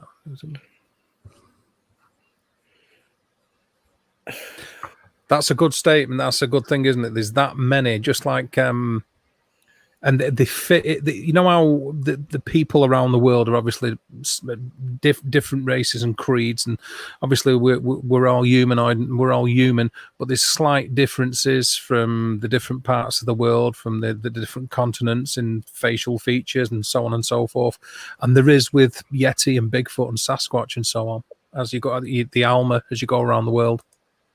The only thing I think about when I think about, a lot of cryptozoology type of things is the world isn't a bigger place as it used to be with all, the forget social media. Just think about, we can literally see the Earth from Spain to a pinpoint from Spain. I don't know where bloody Spain coming through from space to a pinpoint on the floor.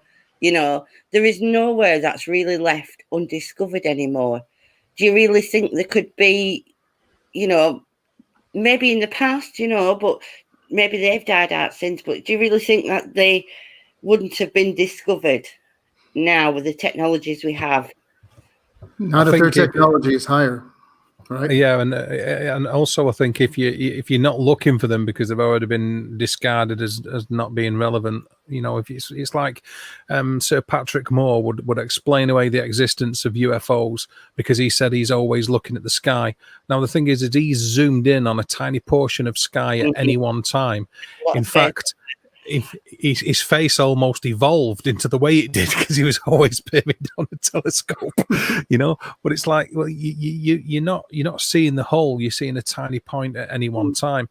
I think the ability for things to hide, we're still finding species, as unfortunately not as quickly as they're dying out, as you already know. That things are dying out a lot quicker than they're being discovered. And I think the biggest place where we're going to get surprises rather than on the land is in the oceans. It's going to be in the seas is where we're going to find things. Oceans, 5% of the oceans or seas that have been properly explored. There's such, is it 70% of the Earth's water? So when you think about it like that, that's a tiny percentage of this whole planet that still, that has been explored, but, so much more to see, They have found caverns under Loch Ness. It's a massive network where they join together Loch Gart and Loch Lomond and so on. Yes. But these things haven't really been seen there. And you would sort of like to think that because there's sort of like an aquatic highway around the Highlands of Scotland, that it wouldn't just exist within Loch Ness. It's the foodstuffs is the problem for me. I'm going to do one on Loch Ness actually because I've got a lot of photos and stuff about that. But that's a good point. Do it as well. Did he not do the Loch Ness monster, but then took it around the world for other sightings of similar things? Yeah, because there's others, isn't there?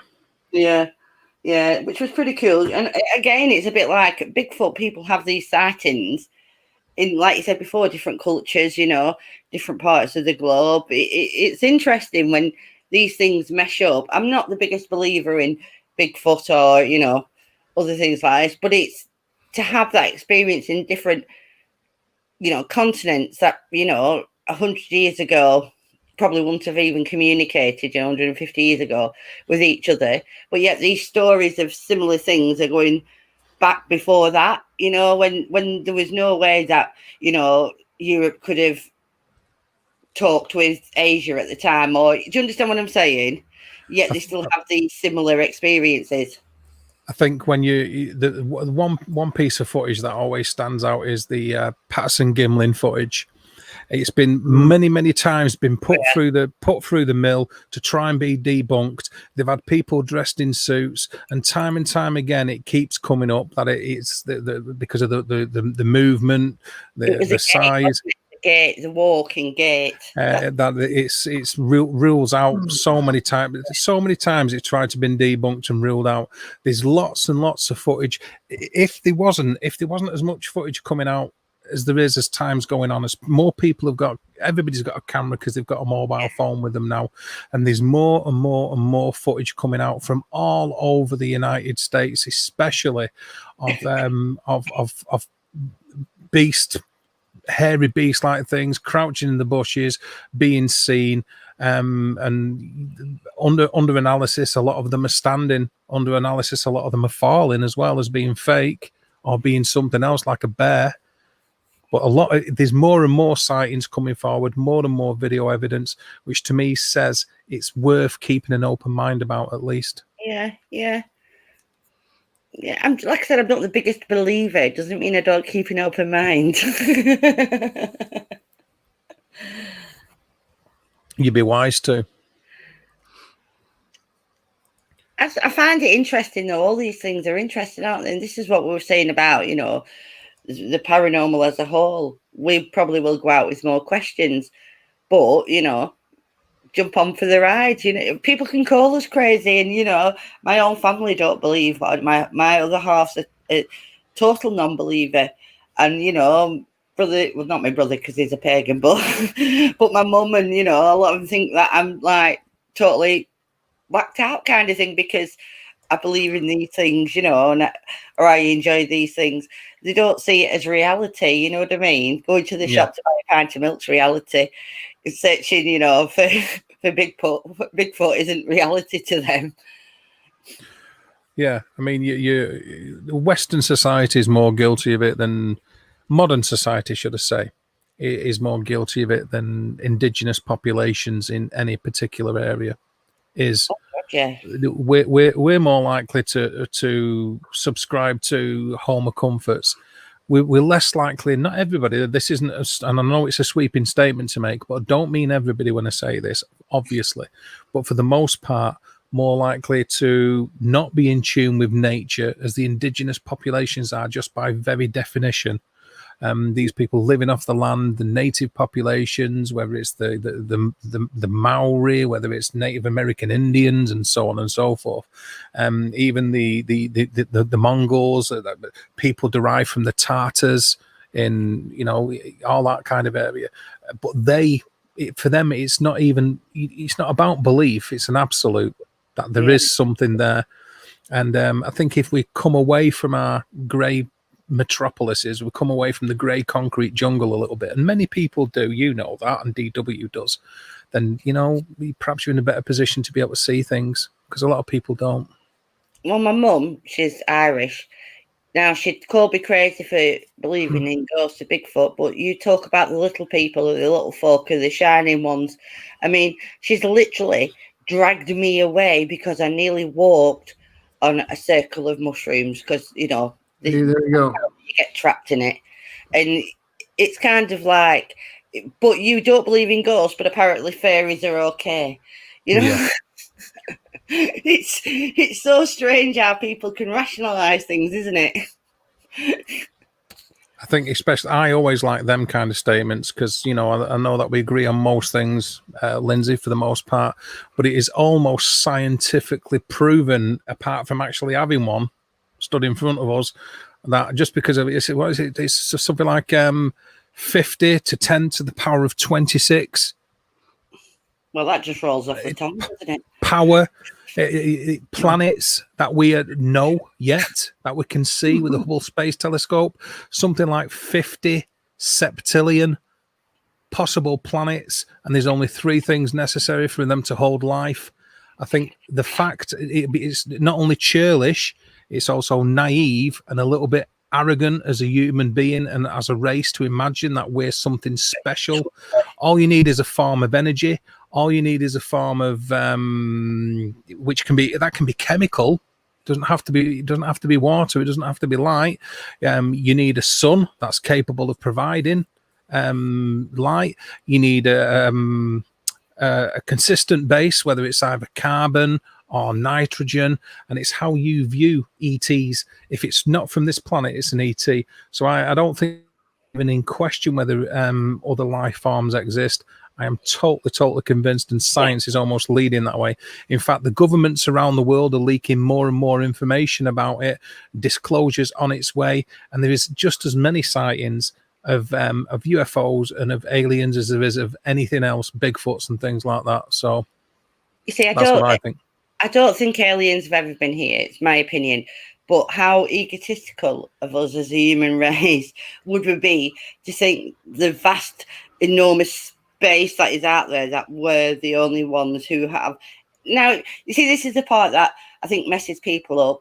When we talk about life out there, it doesn't have to be life like us, you know, and I think that's part of the egocentric, you know, thing. I mean, it could be a bacteria that's going to start to form, or, you know, life doesn't actually mean humanoid life. And I think that's why people always say, oh no, we're not, you know, there's no life out there, because they're thinking of themselves or the human race, but not equating it to different environments out there in space.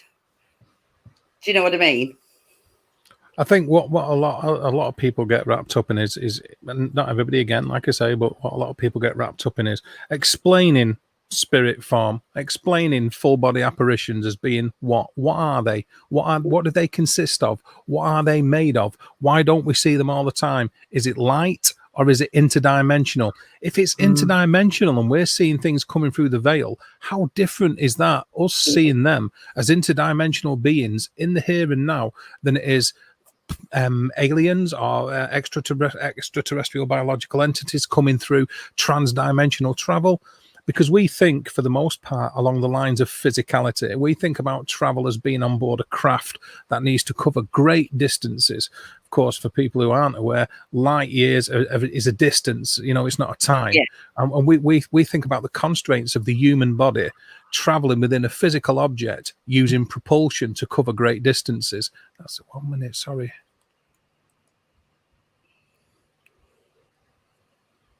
Go on, DW, what do you think about that one? Well, we can't measure non-physical entities with physical constructs. It's just not going to work. And that's how we think. That's how we measure. That's how we compare. It's something other. Look at that. Human arrogance would believe they are the only species in the universe. Did you just quote Captain Star Trek 4, The Voyage Home? Well, I mean, let's be honest. Spock was fantastic, so you know we don't diss the Spock. we don't diss the Spock. Nobody disses the Spock. Nobody disses the Spock. But it is certainly interesting.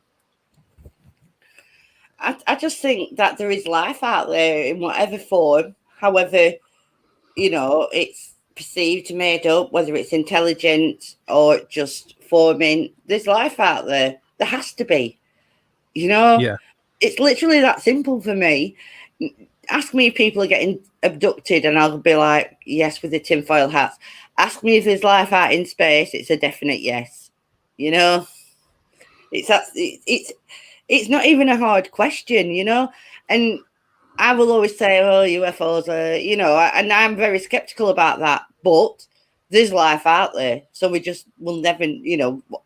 Probably in our lifetimes we won't know, you know. Sorry, DW. That's a good point. And that's one that's always got me, Steve. Is why people are so readily they will accept spirits as existing, even in a slight percent, like 90% no, 10% yeah. But they'll go, "There's no way aliens can be here," because they can't think outside the box. And that's the thing. Is it's like, if you're thinking, we have nothing to suggest that spirits are anything other than us. Well, they could be dimensional. We don't know. Yeah, that's the thing.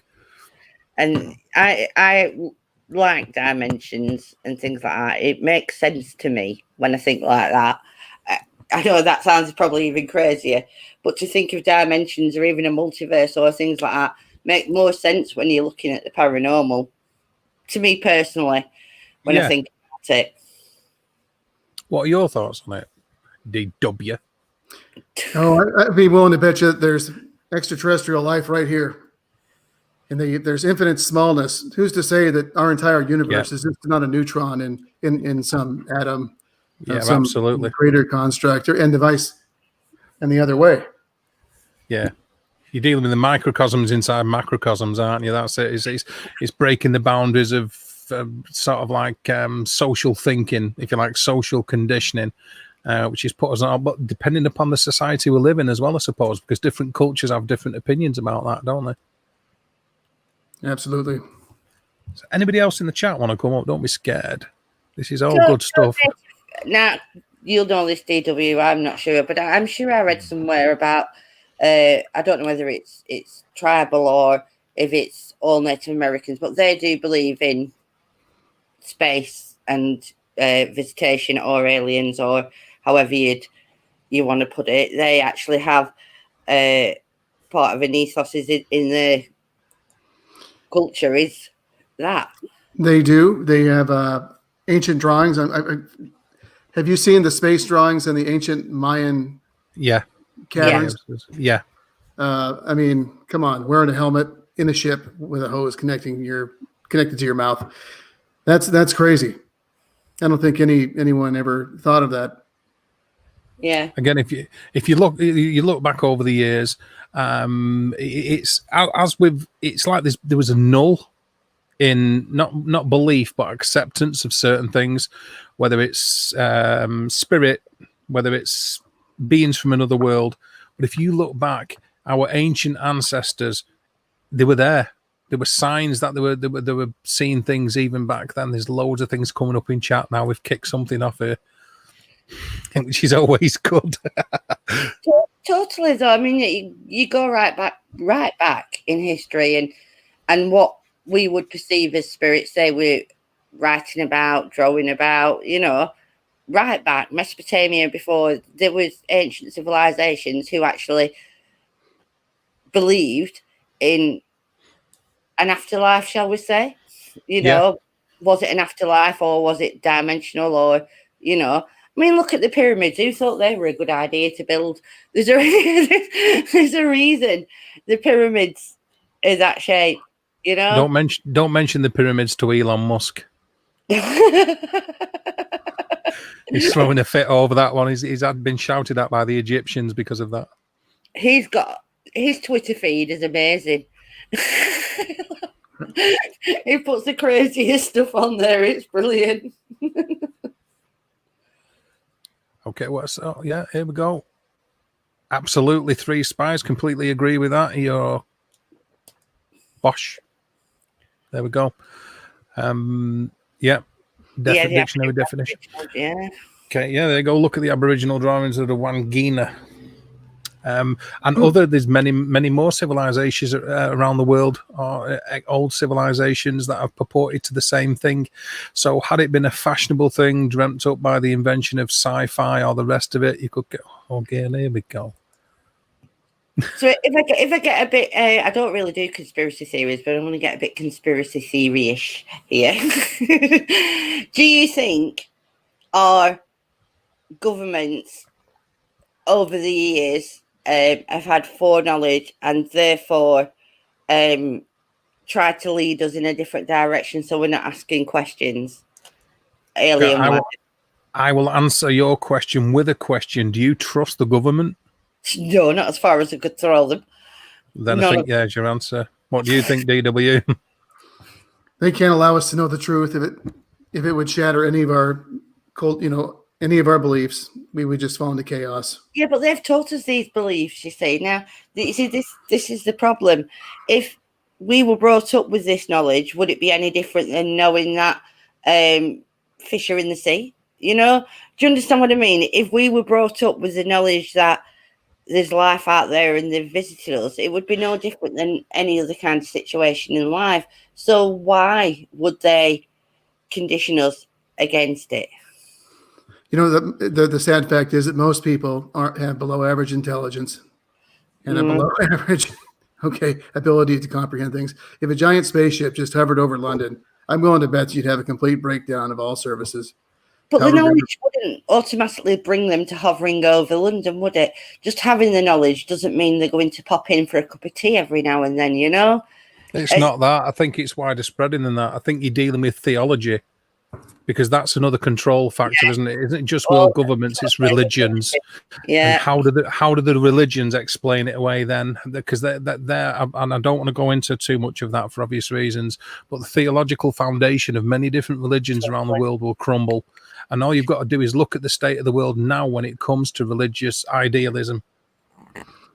You see, again, that annoys me because, really, you know, I don't do religion, but I'm not going to preach on religion. But who's to say that if there is an advanced or advancing civilization out there, they don't have their own beliefs in a spirituality kind of way, or in gods, or in their creators, or things like that? Just because they're from a different planet doesn't mean they're not going to automatically have some form of religious beliefs. They could well have, you know. So to automatically assume that because they're from space they don't, egotistical again, isn't it? You know? Yeah, absolutely. In answer to that, Lindsay, but a human being on this planet will travel thousands of miles to scrutinize an amoeba or a type of plant. Are you sure about that? I think that's just to suit your narrative, brother, to be quite honest with you, because we do it. We will travel, we will scrutinize droplets, molecules, bacteria inside water, which are of no consequence to us for the most part, other than just having that knowledge. So again, that's another comment I don't agree with. That's just my opinion. You're all for me tonight. Anybody else? Come on, bring it on. He's rubbing his hands.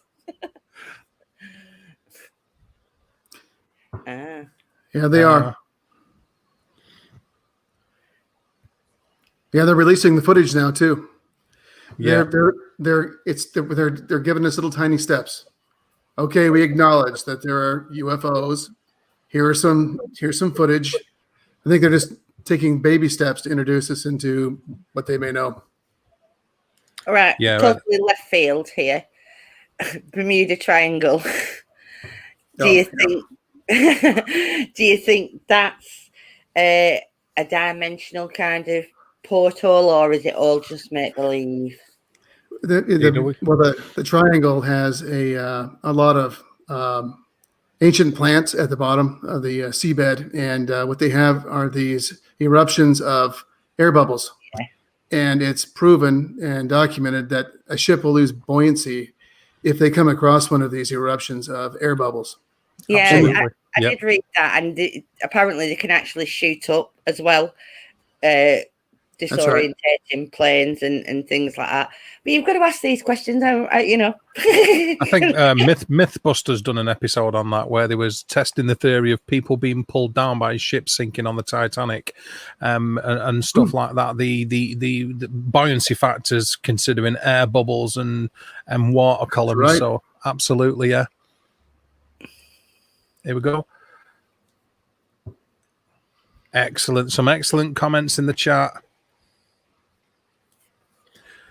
I think they are gradually letting out little bits more and more and more of information slowly.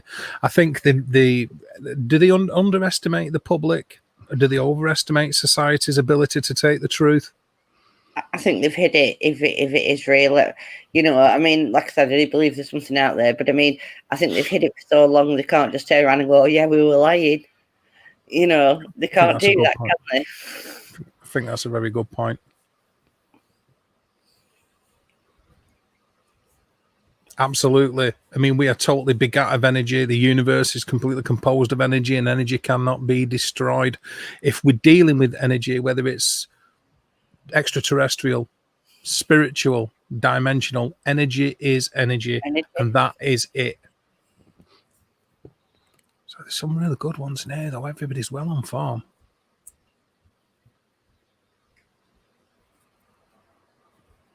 Yeah, I've read that.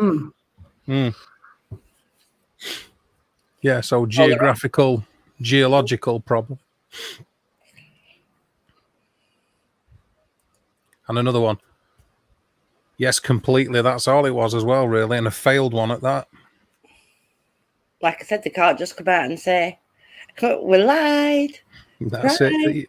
You've sort of hit the nail on the head, haven't you? Because they can't just say, "Guess what? Oh, what are we like? We're a right bunch, aren't we?" You know what I mean? They can't. Sorry, we forgot to mention. Oh, you'll have... Go on, DW. We have a comment here about the Bermuda Triangle being the actual magnetic North Pole. Actually, about the magnetic North Pole, you know, it's moving miles every year. It's shifting towards Russia. I'm sure the Russians like that. Top of the world, ski. Maybe top of the world very soon, ski. Top of the world, ski, comrade, ski. Oh God, oh, I have to Started off so well as well this stream, didn't it? It's all good. Hello, Boots. Thanks for joining us. Nice to see you. Thank you for coming in the chat. Is there anybody in the chat with any more questions or anything they'd like to put up to us? Don't be shy. No, literally, like when I started off doing the paranormal, you have your own beliefs and you have things that you just like, I'm just not going to. It's a load of rubbish, and you kind of blink yourself in a way when you first start. Well, I did, and because some things just seem too outlandish when you first start looking into things, or investigating, or whatever it is. Your attention first turns to the paranormal, and it was like over the last few years, my eyes have been like getting bigger and bigger, and I'm like, I really thought that were a load of hogwash when I started, and then you start digging, don't you? And you're like, well, but I'm the first to hold my hand up. Me, if I've turned around and I've called something, wrong or stupid or whatever I've said, I'm the first to hold my hand up and go, no, but then we'll look at it a bit more, and I've had time to, research or learn or whatever. I could be wrong, kind of thing. But we all do it. I think we've all done it with certain things that we think are just too implausible to be true, I think it's very, very plaudable and morally astute that you can say that as well, because it's absolutely true to be able to change one's perception and understanding of the world as you learn more shows that you're truer as a person, trying to find answers by doing so, surely, rather than just having an opinion at the start, sticking by that opinion regardless of what's put in front of you. Here we go, we'll come to that. Stranger Times, I've got you. And not changing regardless of what we see here. I think being able to be malleable in our opinions, in our understanding, in our knowledge makes us who we are. Well, yeah, but I mean, at the end of the day, like I keep saying, it's such a vast topic that we're probably never going to get the end of it. We're probably never going to get all the knowledge that we'd like. We're just not. So we can only do what we can do. But again, like I said, we get taught things from a certain age. Being brought up in an Irish Catholic family, ghosts weren't a thing. They were all demons. Do you understand what I mean? They're all negative entities, because that's what the Catholic Church actually preaches.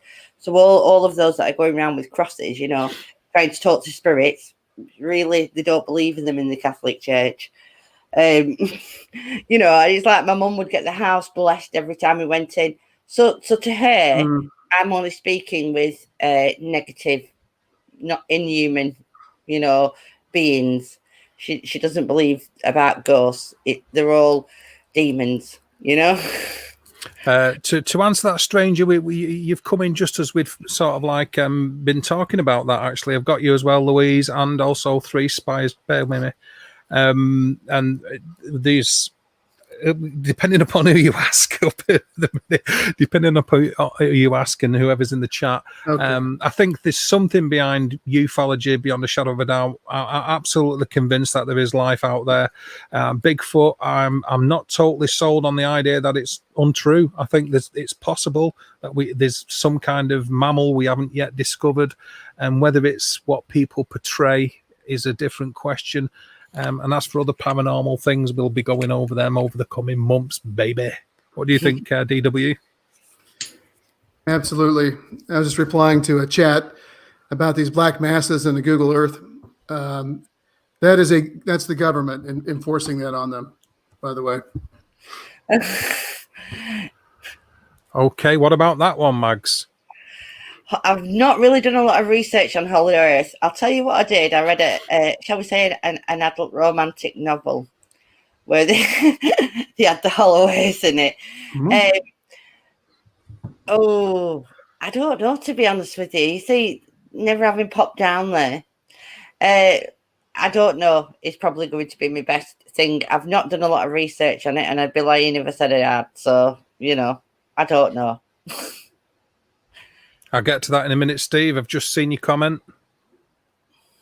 Yeah, there's again lots of stories about catacombs under the Earth's surface containing cities and civilizations and mole people and so on and so forth that have developed and started off as human beings or predecessors of human beings, but have gone a different way.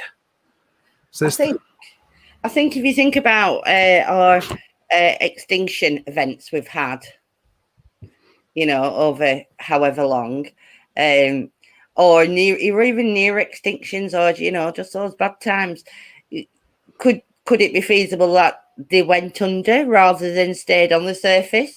I mean, such events like the Permian extinction and so. Yeah. There's been lots of it, different, the flood. I mean, yes, it's a Bible-like story, but it's in several cultures around the world about the flood, and it's been proven. You can literally see the way it went. In cases like that, would it? I mean, we might be more technological savvy, but that doesn't mean we're more intelligent than these people were back then. So maybe they, went under rather than staying there to experience whatever was trying to kill the human race off at the time. It's very possible. I have a cavern in my backyard. I have a well that's about 50 feet deep, and when we depth tested it with a piece of steel tied to a rope, we put it down to the bottom of the pipe, and we found out that there's a mass of air. And then you hit the water about 20 feet below that. So it's entirely possible you could have folks living down there right now. Right. Be a bit creepy though, wouldn't it? If people are living in your well. I would love to go down there. What about them stories where people find out there's people living in their attics and creeping down in the middle of the night and raiding the refrigerators and so on? I find that pretty freaky, pretty far out, I've got a story about attics. I just need to tell you this. It's actually a paranormal story, right? And it's a strange one. My Uncle Christy, he come downstairs one morning and he went, do you know, bloody Jerry? He said, I'm sat there last night. He said, and I'm hearing all this rustling all around in attic. He said, so I gets up, I end at bed, and he didn't say with your Lancashire accent, you were Irish, by the way. He said, I got up, I end at bed, and, little door hatch the attic. He said, and I said, Jerry, he said, so I hired myself up into it. He said, and I turned around to him and I said, what the bloody hell are you doing in my attic? Why are you up here? Now, bear in mind, we live in northwest of England, so there's a lot of what we call terrace houses all joined together. And a lot of the terrace houses do share an open space, attic space. You know what I mean, don't you, Dave? Yeah. Absolutely, yeah. So he said, and I just wanted to come and tell you, Christy, before I go. He said that it's been great living next door to you, and we've made friends over years. And Christy was like, Christy, yeah, whatever. Right? He said, and they talked for about 5 minutes, and he said, anyway, I've got to go. Bye. Got down. So when he went downstairs in the morning and he was telling my cousins about it, he went, Dad, there's a gap between our house and they were an end terrace, and then he said there's a gap between our houses and Jerry's. And then 2 hours later, they got the news that Jerry had died through the night. So, Wow. my Uncle Chris is convinced he had a 5 minutes conversation with him up in the attic. So this one here by John. Came across some strange lights in the middle of nowhere and something that felt very odd.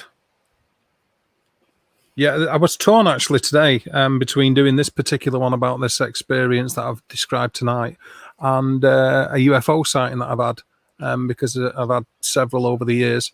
And I went with this one, but well, you'll see. I'll probably do it next week. It's got some an interesting tale to tell about that one.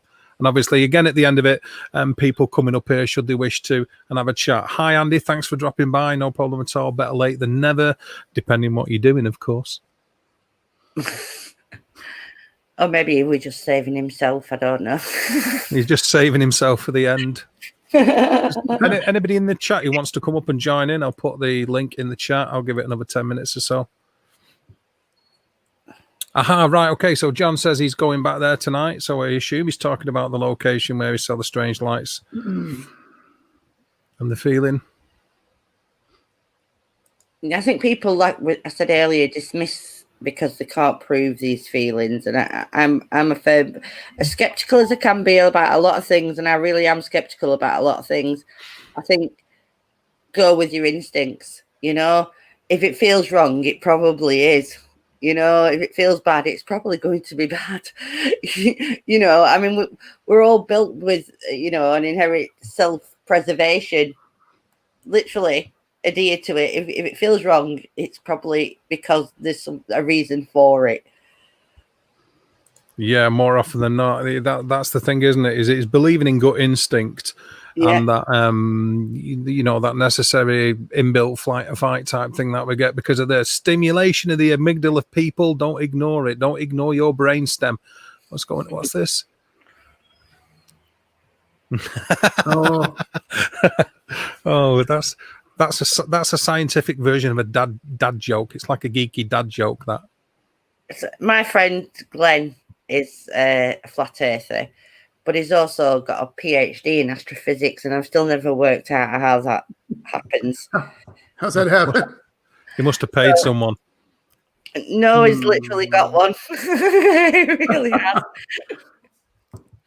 Yeah, Nodju does the stream. Nodju was on last week. He's got a degree in earth sciences, physics, and you know, he likes all this quantum physics and stuff. Pretty sure he'd have an interesting conversation with Glenn then. Yeah. Glenn's also got a master's in radio and telecommunications. Big ITC guy, you see. But are things part waves with the flat earth? You know, it's like, no, I can't buy what you're selling there. I'm sorry. And believe you me, we've had hours and hours and hours and hours of debate about it. And I can't get behind the earth being flat. I mean, and they don't help themselves, flat earthers, do they? When they come out with stories like there's a big netting energy mesh along the earth, and that's why things don't fall off, you know, the edges, and you know why we can't find it because it's like holographic, and you're like, you're not doing yourself any favors. Stuff like that. Have you seen the videos of it's a subgroup of the flat earthers that believe that the ceiling in the sky is limited to 39,000 feet? Mm-hmm. Yeah. Something goes up, it just hits the ceiling and just kind of glides over. Yeah, we've got a dome surrounding us. I like that one where it says followers of the Flat Earth Society have fans all around the globe. Yeah, that's brilliant, that, isn't it? It's like, yes, they do. Say that again to yourself slowly. Well, you know, I mean, those turtles and elephants get around, don't they? There you go. Yeah, that's another one, isn't it? The Earth it's carried around on the back of a giant tortoise. You got what's this? Yeah, I'm sorry about that one, Beth. That's them two being a bad influence on me. I try to keep it at least semi-normal. I bloody love that stream. Don't listen to. I loved it. Another one coming next Friday. This one should have been last night, but I don't think it would have gone the same way. Things happen for a reason, don't they, guys? Of course they do. I mean, we're covering all sorts here now, so lots of people have these experiences, and sometimes they feel a bit strange saying them, you know. But these experiences literally are part of life or death or aliens, however you want to look at it. But loads of people have those strange experiences. Oh yeah, you got to love Louise's comments in the side chat, and they are always entertaining. Love it. What's this? Yeah, they probably do. Four corners of the globe. You heard it, brother. There we go. The great actor you in. I think, to be perfectly honest with you, you know, if the Earth was, we believed the Earth was flat, and then we realised it wasn't.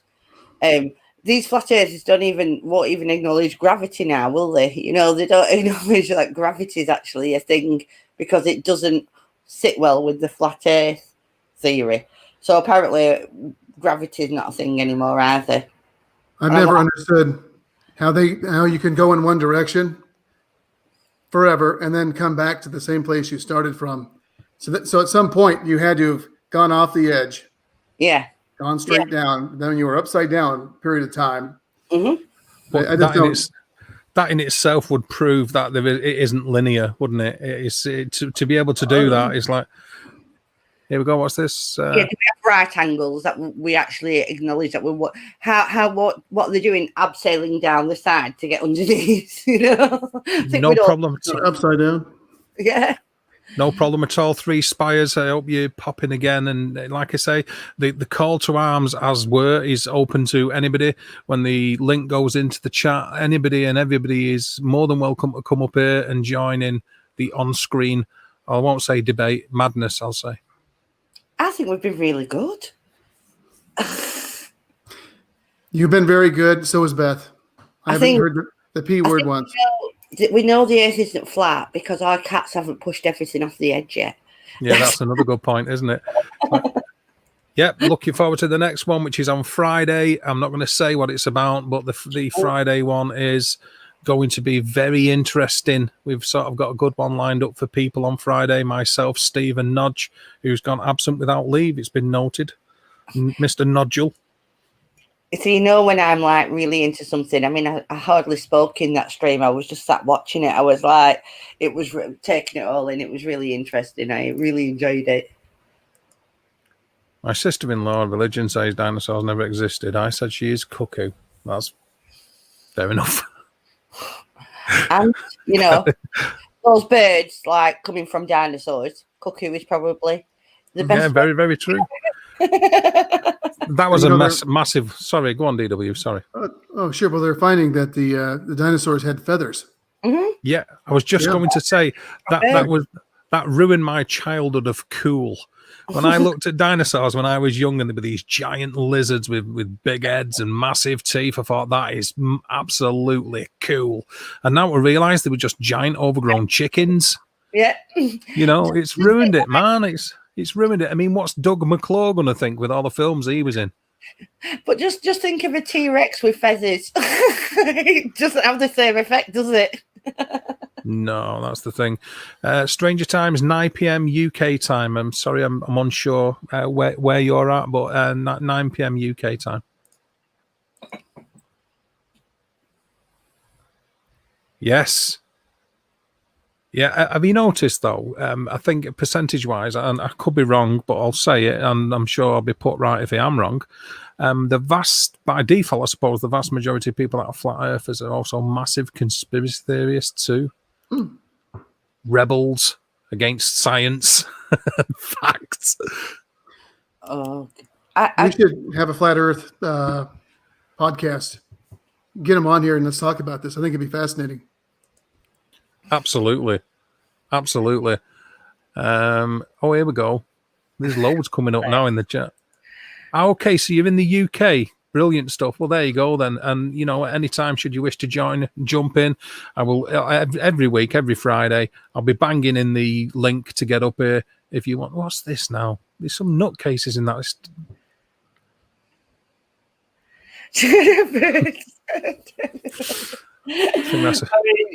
Birds film would make you feel like that. That's a very fair comment, that. Doug McClure for Ben Murphy. It's not much of a switcheroo, that one, Steve. Yeah, that's the thing as well, isn't it? Yeah. I mean, that's what you alluded to before, Louise, was when I was growing up, and this is back in the day, I'm going back to the 14th century, but when I was growing up and we had books and stuff like that, dinosaurs looked cool. Yeah. They were a little bit unconvincing when they were fighting because they were made out of polystyrene and plasticine. But they looked cool. They were giant lizards. They had massive tails, big teeth, and they didn't go buck-hawk, and they didn't end up on your plate on a Sunday. So the world was turned upside down when they found out that they had feathers. Can you imagine the drumstick on that? the drumstick on a T-Rex. That's just a little bigger. Oh, okay, cool. Yeah, got you. Yeah, no problem at all. It will always go out because everybody has different views that they put on the subject, as you already know. And like DW, Diabolical Witness. By the way, definitely worth subscribing to his channel, as well as Mags there, Paranormal People. So if you'd be so good to do that, that'd be cool. But always getting people in the chat involved, getting them up here and hearing their take on it, because that's what it's all about. So oh, here we go. What? Oh, Beth. I think with the banging away. I think that's for you, DW.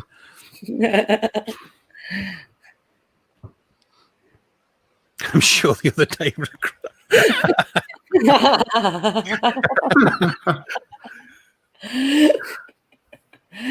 Oh God! I do like that one. It was genetic. He was thinking about when it was bigger, all those thousands of years ago. I know, yeah. It's like that's it, isn't it? You know, like Big Bird on Sesame Street, Louise. Imagine T-Rex bright yellow. Not what I imagined growing up. Just not. Yeah, amusing at the same time. Yeah, it'd be absolutely funny. Look at this. Oh dear. Oh, matron.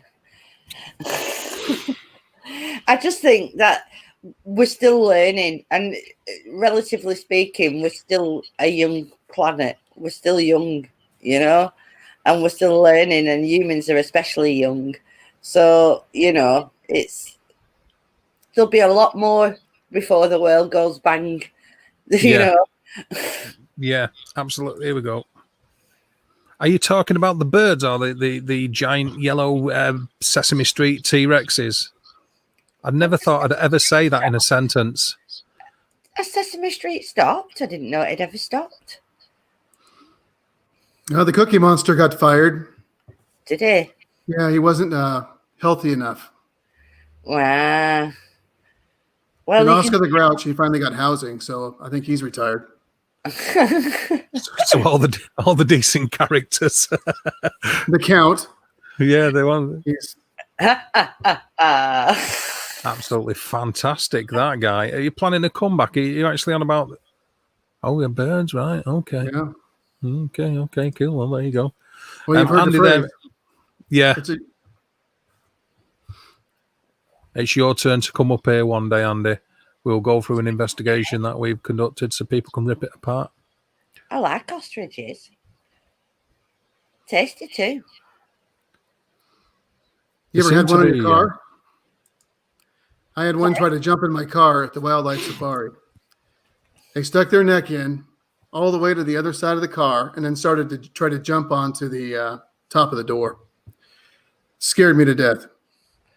I used to go through the zoo with the monkeys pulling at your bloody windscreen wipers and, you know, sticking their bum in your windscreen. It's like, just no. Cookie Monster, unfortunately, his end was always sealed because he promoted diabetes, the biscuit munching maniac. Wow, that was clean. Yeah. I'm trying my best to try to keep it family friendly. Here we go. Really good. They freak me out. Are you talking about birds, ostriches, or cookies?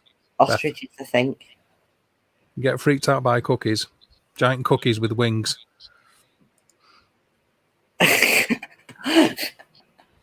for what it's worth, I'm telling the truth about that as well. I was absolutely devastated when I found out that dinosaurs had feathers and they looked like chickens. It just totally ruined my life.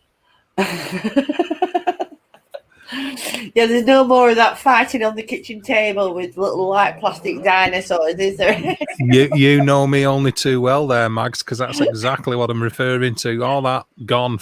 Years of my childhood wasted, gone forever. Absolutely. Oh, you don't eat cookies. Next, you're upset because people don't have a slider at the back of their head to move their eyes like the Action Men did.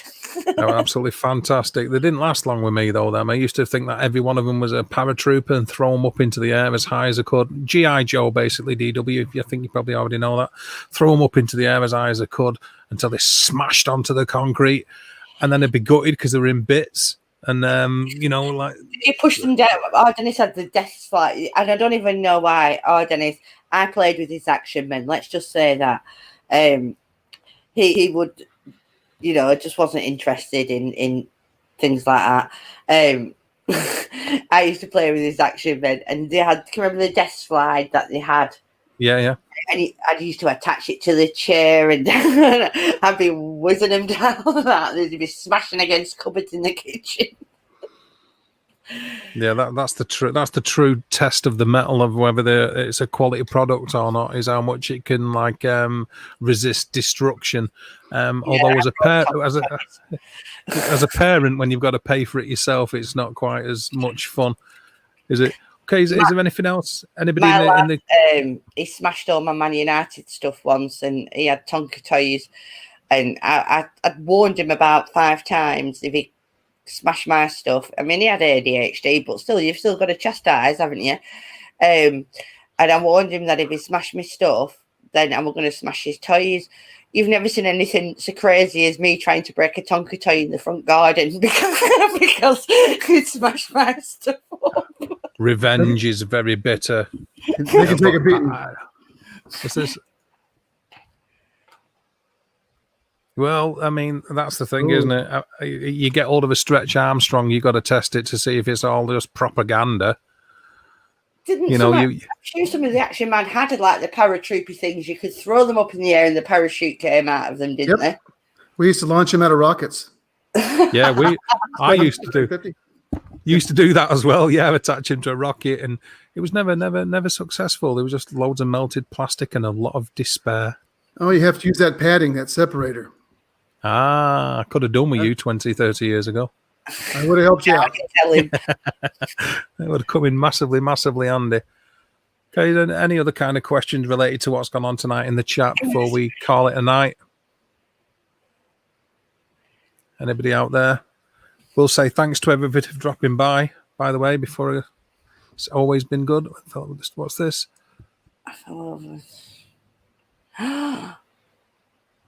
Oh, you see, that's why we have safety standards now. This is why we can't have nice things. Could you imagine half of the toys that we have now actually being made to the standards that they were then? I mean, people would be crying from the rooftops, danger, danger. I think if we had anything today that was made up to the same standard it used to be years ago, that'd be nice. Yeah. It's all right. It's only a bit of lead paint.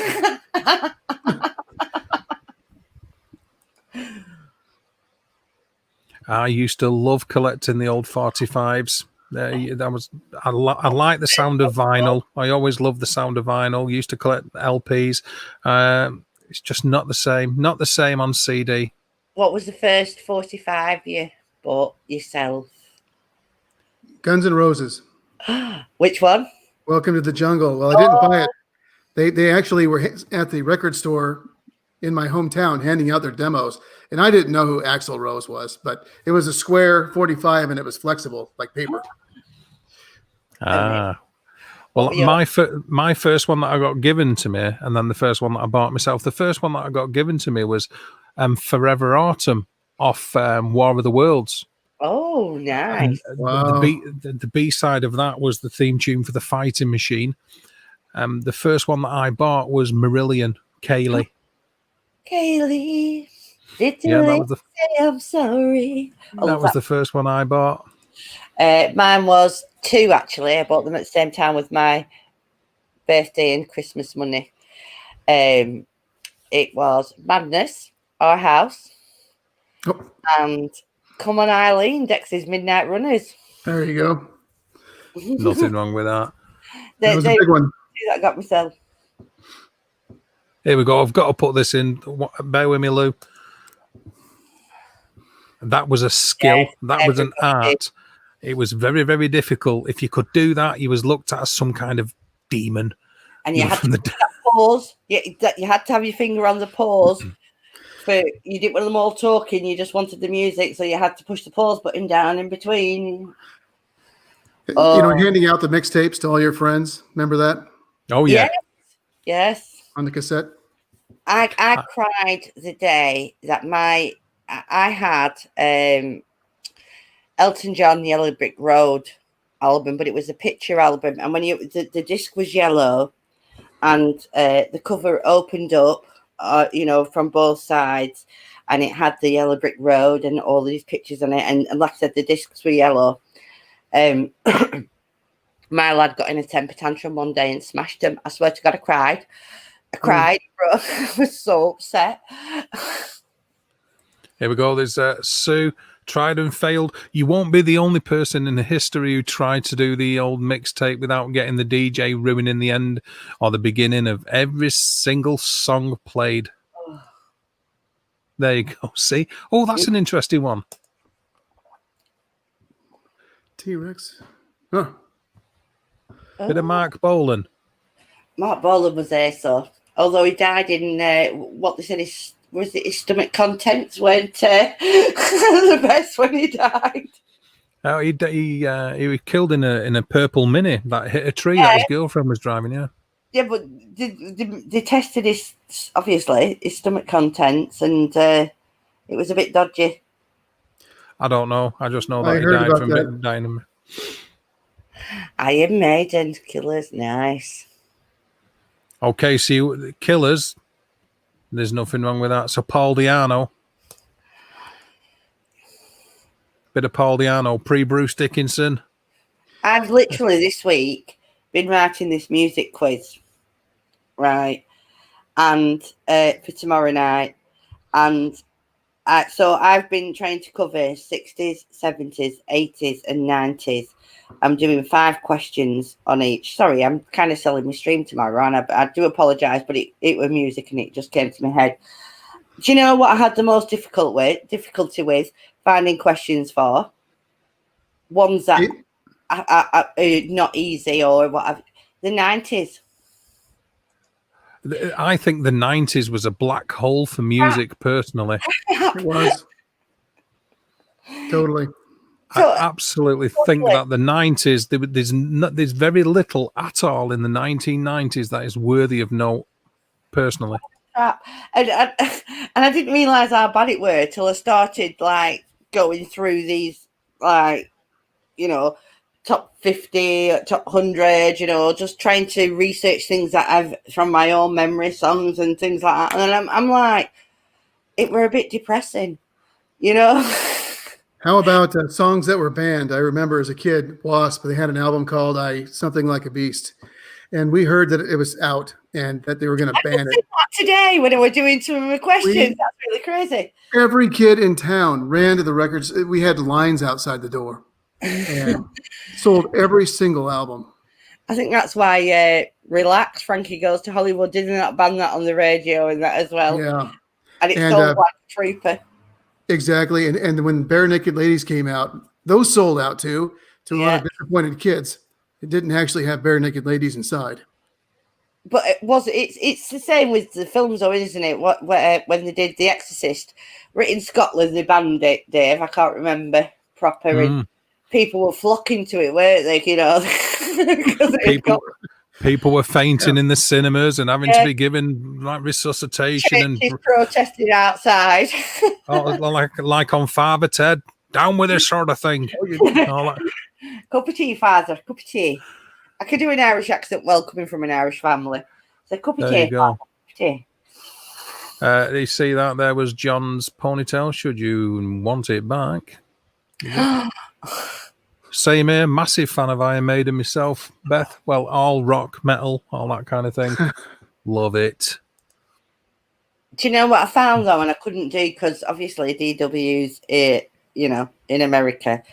When I was trying to write these questions, I've tried to do things that are worldwide kind of songs, because it's not fair if I sit here and start doing Britpop, you probably wouldn't know a lot of Britpop. So there may be one in the 90s because I literally got bored towards the end. So trying to find 90s songs. There's done that, yeah. Not too long ago, actually, Mark. In a rock kind of version, at least the main part of it, which is the theme tune to The Exorcist, coming out of one of our tunes as like a gradual passover element, and it's actually difficult to replicate that on the electric guitar and bass and drums without it sounding absolutely thrash metal. So he done a fantastic job of that, Mike Oldfield. He was only 17 when he wrote it as well, I believe. Really? Yeah, it was the first record released by Virgin Records as well. I didn't know that. You see, that would have been a good question. Do you know, Too late. Right, don't tune in tomorrow, Dave, Brian, and think that it's going to be like what hit number one, what song by such, because they're not like that. I've tried to make them obscure and difficult. I wouldn't worry about it because I think there's more British musicians in the US than in probably the UK. Yeah, you're probably right. I've not tried to do that, and this song hit number one at such and such a time. I've tried to stay away from that type of question. Yeah, if you're ever totally interested and want your ears to bleed, I can send you a copy of it, Mark. I'm sure you'll never speak to me again if you hear it, but I've got a problem letting you hear it. Okay, see, I'm not a metal fan, really. I do like some Iron Maiden and I like some Metallica. I mean, Enter the Sandman's got to be one of the most amazing songs ever. I do like bits of, more of the heavy stuff. I'm more rock than metal. I'd classify myself as a rock chick, but proper rock, not metal. No, that's a bit of a bold statement. Proper rock, not metal. Yeah, well, I don't mean it in that. What you would stereotypically class rock as. Yeah. Metal. Yeah. I like things. I like rock opera. I mean, to me, my Lord and Master is Meatloaf. Sorry, he is, and I don't care. He wouldn't even have to wear a bag over his head. He just has to me. Yeah, there's death metal too. You'd probably really love death metal. Oh, I know what death metal is. Nope. Said death voice. Very supportive of you, that Andy. Thanks very much. Not played it for about 18 months or so now, because you're always unsure how to go about doing stuff like that. Heavy metal version of Tubular Bells. Okay, cool. That's a great song. There's Wasp again. There you. White Snake. Oh my God. Yes, you have, Andy. Unfortunately, you've been exposed to it in the rehearsal room, haven't you? At full blast. Apologies for that. You can't sue me. Can we go back to Fred's comment? Really? Explain yourself, Fred. Oh, get him on here right now. Explain yourself. Justify our statement. I will say, Kill 'Em All, Ride the Lightning, Master of Puppets, and Justice for All, great albums. When it came to the Metallica album, there was a change, when you get Load and Reload and Saint Anger and Death Magnetic. I think they lost the way, so I sort of see what you're saying, Fred. I think in the first few albums, they were good, but I think they lost the way. Favorite guitarist of all time? Go on, Dave. David Gilmour out of Pink Floyd. Yes, good. Go on, DW. I'm not a big guitar guy. Blasphemy. Man, I don't know. I couldn't name anybody. Randy Rhoads, I guess he was real famous. Okay, yeah. for me, and it has to be Gary Moore. It has to be. His guitar face is probably one of the most brilliant guitar face of it. I mean, he can make it talk, obviously, but his whole persona when he plays is just epic. I mean, you can have your Hendrix and yes, and blah blah blah, but Gary Moore for me, it talks to me when he plays. He's dead now, God bless him, but he talks to me when he plays, and I could just listen forever. Yeah, we used to scare our parents. Yeah, with Venom. You guys ever hear of Venom? Yeah, absolutely. Yeah. Yeah. We used to scare the hell out of our parents with that stuff. That's the only reason we listen to it. Yeah, I sort of agree with that, Beth, that on recordings, but if you listen to a lot of when he played live, some of it's fairly ropey. Gary Moore. Yes, Beth. If you listen to Shut Up and Play Your Guitar or Ship Arriving Too Late to Save a Drowning Witch and maybe Shake Your Booty are 3 really excellent albums by Zappa where he shows off his guitar skills. Good. Thin Lizzy. Well, they're just... Thin Lizzy are just... I'm trying not to swear. Excellent. Yeah. They are just... The tone of his voice... it just does something to me, and I'm not a voice person, I'm I don't think he's got a sexy voice, but when he sings to me, I don't know, it's just, well, I know he's not singing to me, but you know what I mean. It just does something to me. Just an amazing voice. Amazing. Yes, absolutely. Show Me the Way is a massive indication of that, where he's speaking through his amplifier via the tube. Oh, that was amazing. Totally amazing. First one to do it. Yeah. So many good guitarists. Venom was awesome. Was that lead singer Kronos? Kronos. Yeah, Kronos. Oh, yes, he was, Beth. Yes. Yeah, very tortured man, unfortunately. Unfortunately, but isn't it the case though? I mean, without some kind of suffering, how can they write the way they do? A lot of them, it's a case of creativity. I think a lot of it, isn't it?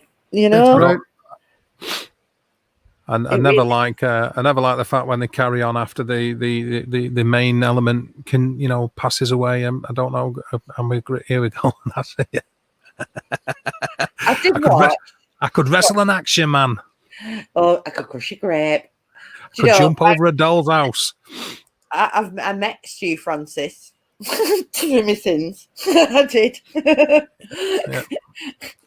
I don't know if that's... You don't know who we're talking about, but yeah. I don't know if that's a claim to fame or an admission of guilt. No, it's really not. See, I took. Do you know who Philip Green is? Owns Top Man, Top Shop. Yeah. I didn't know. I was at a conference, and I'd gone to this conference, and I put my coat on. It was like a theatre kind of. Do you know the Roundhouse Theatre in London? Yeah. Yeah, well, this is where our conference was. So I'd gone to the conference and I'd just slung my jacket over the seat in front of me, and not even thinking about it. And I was sat with 2 merchandisers who worked for us and that. And I'm sat there, and this fella comes up and he went, "Do you mind if I move your coat?" I went, "No, just chuck it anywhere, love. It'll be all right."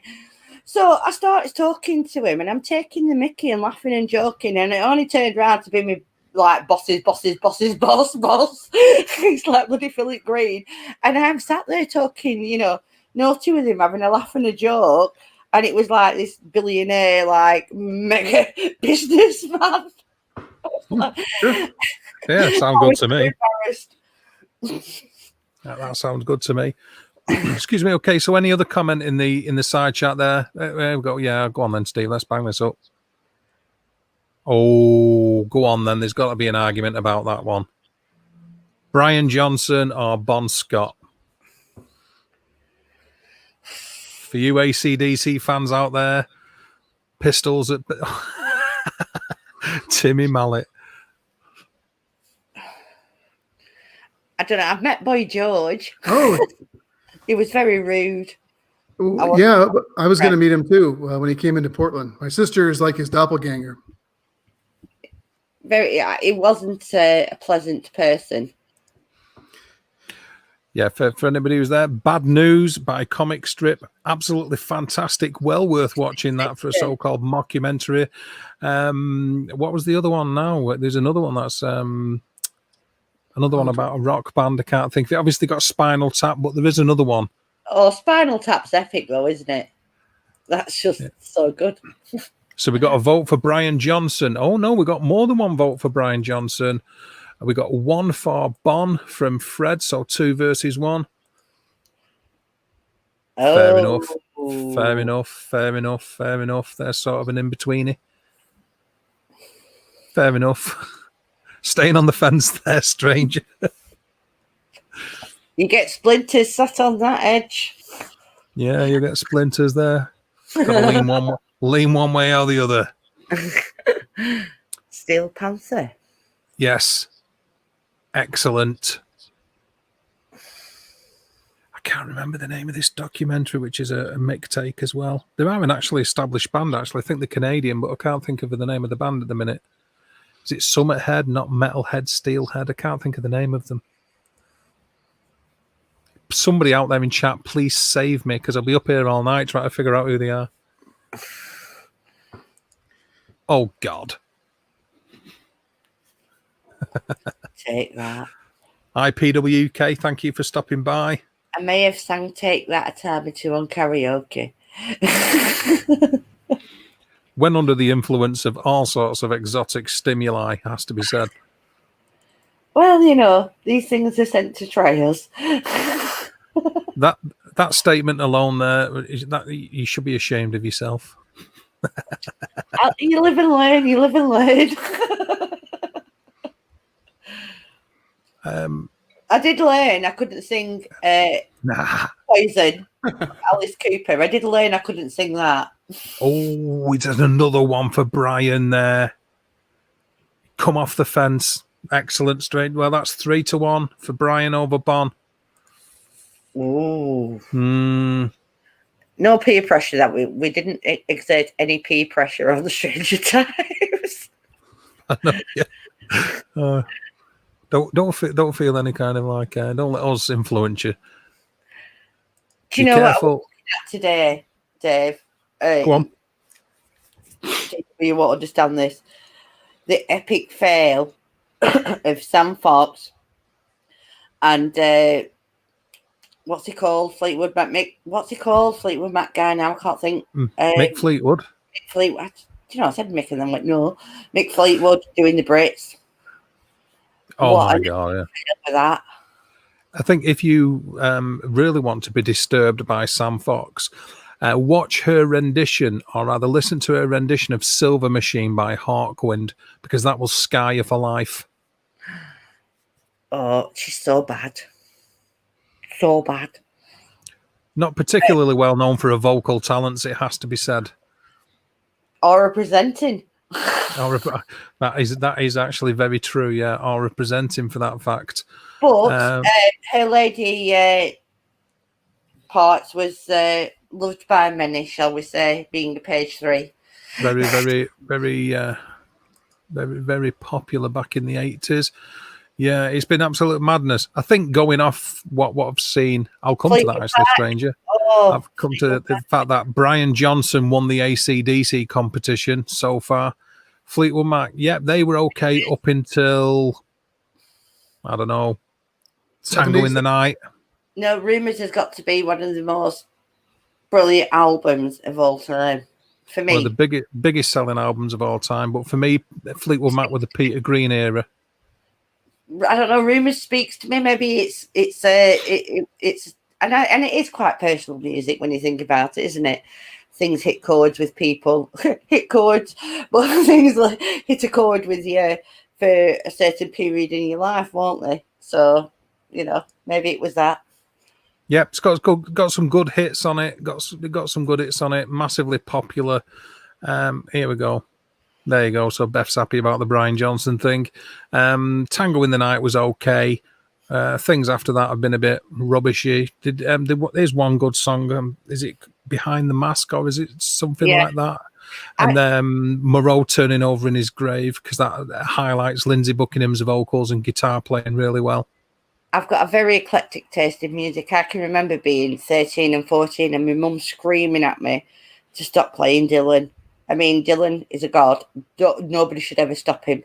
But stop. She couldn't stand Bob Dylan, my mum. And I'd be blasting Bob Dylan out, on my tape, on my little ghetto blaster. And thinking I'd go to school and I'd be telling people about how amazing Bob Dylan were. And they're all like, who? Yes. Nobody had Thank you, Fred. Thank you, Fred. Thank you, Fred. Thank you, Fred. Thank you. You've saved me staying up all night, racking my brains about that mockumentary thing. So thank you very much for that, because that would have done my head right in. Hail, Frank. Frank's here. Hail. Naughty. Cheers, Fred. Thanks for that. Hello, Frank. How are you? I'm going to put that in here. Yes, this is where everybody's hiding surreptitiously as well, by the way. It was the band Anvil, so thanks for that, Fred. It would have caused me a great deal of disturbance. I went to a concert and a guy said Queen Rockers. Oh, there you go. You put it up.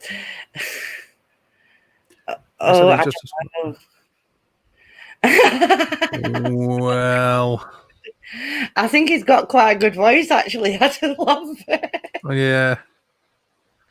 He's no Freddie, let's be honest, but I don't think he's got a bad voice. I think if you're talking about difficult shoes to fill, right, there isn't much any bigger than Freddie Mercury's, really, is there? For a vocalist to try and take over, it's like the repertoire of songs, the vocal range, the stage performance and stage presence alone. I watch sometimes on YouTube, where vocal teachers do like videos about songs and what have you, response videos on songs and things like that. And they're all always in awe of how many different sounds that it can do. I'm not a vocal coach, but they can't believe how he can get his chords to work the way they do, Yeah, the range is incredible. Yeah. That's like Prince and Mariah Carey. Like Prince, I guess, has the highest range of anyone that they tested about 10 years ago. Yeah. Purple Rain. Oh, classic. When you touch my hand, I fainted. Oh, here we go. Here's a bit of it. Who are you referring to, Mark? Because you might come under fire for that one. Who are you referring to? Are you talking about Freddie Mercury? You don't rate him as a vocalist? Get your tin hat ready, fella. Get your tin hat ready. I love you, but duck and cover. I do love you, and you're an avid supporter of me for a long time, but you may need to duck and cover. So he isn't talking about Freddie because of that statement there. So he's talking about Mr. Lambert, isn't he, clearly? Right, well, that's fine. I'll just tuck and roll. say this out loud so that Mark is completely exonerated. He isn't referring to Freddie, so everybody put down the shotguns. He's a good lad. See, I knew I liked that, Mark. Rob Alford, Judas Priest, massive vocal range. Absolutely, he's almost operatic. Yeah, totally. Oh, look, we nearly got Beth on a live then. Nearly. Mark, you should have said, yes, I'm talking about Freddie. Yeah, get on here, Beth. She said, if he says Freddie, I'm coming on live. Yeah, in some cases, it's massively, really, really difficult to fill the shoes of some people, and it's never the same afterwards. Led Zeppelin, I know they did a little bit of, one or two things, but for the most part, it's like Led Zeppelin is done and dusted when John Bonham died in 1980, because he was the drummer and the powerhouse of the band. So here we go. That's a good statement. Rules. We're all Freddy Krueger fans here, Brad. Yeah. It's not Brad, it's Frank. Don't talk about me. Yes, Frank. Frank. I said Frank. I've got a cold. Sorry. It just came out wrong, yeah. It's the third person. Brad's the engineer. It's the royal we. It's a royal we. Rob said something to me today. I can't even remember what it were. He was on about getting something, and he went, "And we." I went, "Don't be royal weeing me. You want it. Do not be joining me in with this." There we go. Yeah, because that's it, isn't it? The stage presence alone. You look at him at Band Aid, and compared with all the other artists that were on, and there was some good performances by a lot of the, considering some of them were 1980s acts. We won't go into that, but there were some good acts put on brilliant performances. But look at Queen and look at Freddie Mercury's control of the crowd, the way that he's got him in his hand. It's an unbelievable performance. We're at 90,000 or something like that, and he had him dancing to his tune. Hey, it's like, and they're all doing it. There wasn't anybody in that arena who wasn't following him. It was epic. He does have it going on, and he did steal the show. Well, somebody had to, really, given the lineup, but that's just a personal opinion and the cause that they were trying to push it for. I love me a bit of Genesis. I didn't really hear you because you spoke over the top of me, Mags. You'll have to say it again. Sorry, darling. I was a bit rude. It's all right, Mum. No, I was being rude. You can slap me afterwards, but only in the rump area. I love Phil Collins and Genesis are just epic anyway, but Phil Collins, but Freddie stole the show there, even though I was more Phil Collins orientated, shall we say. Interesting. I wouldn't have had you down as, you mean early Genesis? Did you like early Genesis under Peter Gabriel, or is Phil Collins Genesis in your opinion? No, Peter Gabriel. But you see, he was a bit, when he went solo, Phil Collins, he got a bit, amazing drummer, but he got a bit too limelighty pop for me. Yeah. Even though I still liked him, he went a bit mainstream, didn't he? When he went, what was that bloody song? Phil Bailey. What was that song called that he did with Phil Bailey? Easy Lover, was it? Yeah, come on, seriously. It's like, yeah. Oh. You know where I'm going with that, though. He went a bit mainstream, didn't he? Completely.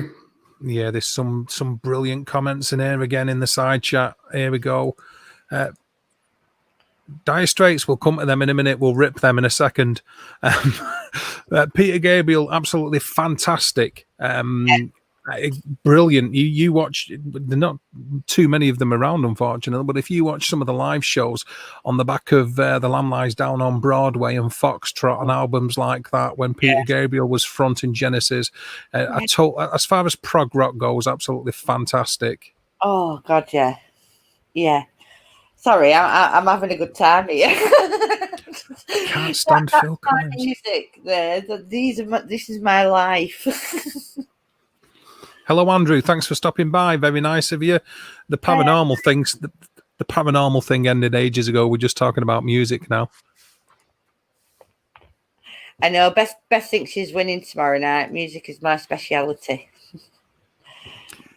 Yeah, but incidentally, for anybody out there in the chat that isn't already done so, can you subscribe to one another's channels? Subscribe to Diabolical Witness. Subscribe to Paranormal People. Booker Frank down there who's just come into the chat. Stranger Times, Beyond the Paranormal. Anybody else want to post your links? Do it, please, in the side chat. Louise, I know that you're good at that kind of thing, and it's a little bit cheeky to ask, but if you can do any of that, that'd be great. Do you think you're going to win tomorrow, DW? I think you're pointing at yourself there. Oh, I'm going to win tomorrow. Oh, gauntlet, Beth. Gauntlet has been thrown, just so you know. Ooh. Number one. I've got some links. Who am I putting link up for? What time are you going out with your music quiz, Mags? 9 our time. 9 p.m. UK time. 9 p.m. UK time, people, for anybody from the US or around the world. Paranormal people music quiz. I will. Who did you want links for? I've got anybody at all, just so people can subscribe to one another's channels, please, Mags. I've got some links already copied, so I can do Frank while we're talking. Oh, thanks, Lou. Thank you. Oh, on it. That's good. She can do. Yeah, she's a good girl. Thank you, Louise. She's the link queen. Is Louise. And don't forget to put your own channel up, Louise. Oh, did you see that? Oh, what are you going to give her if she wins, Beth? I'll give her John's manhood.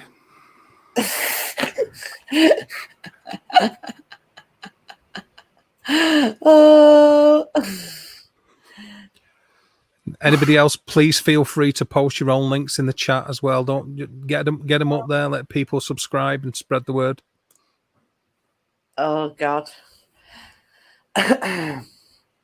Yeah, just don't be expecting. I'm trying, just it's not going to be easy. They're going to be obscure questions about more about situations. A lot of them. There is a few easier ones in there, but for the most part, they're not going to be run of the mill questions. I tried to be different. Do you know what I mean? There is a couple of in whatever year this band, but it's a couple. But for the most part, they're about the surroundings of the song.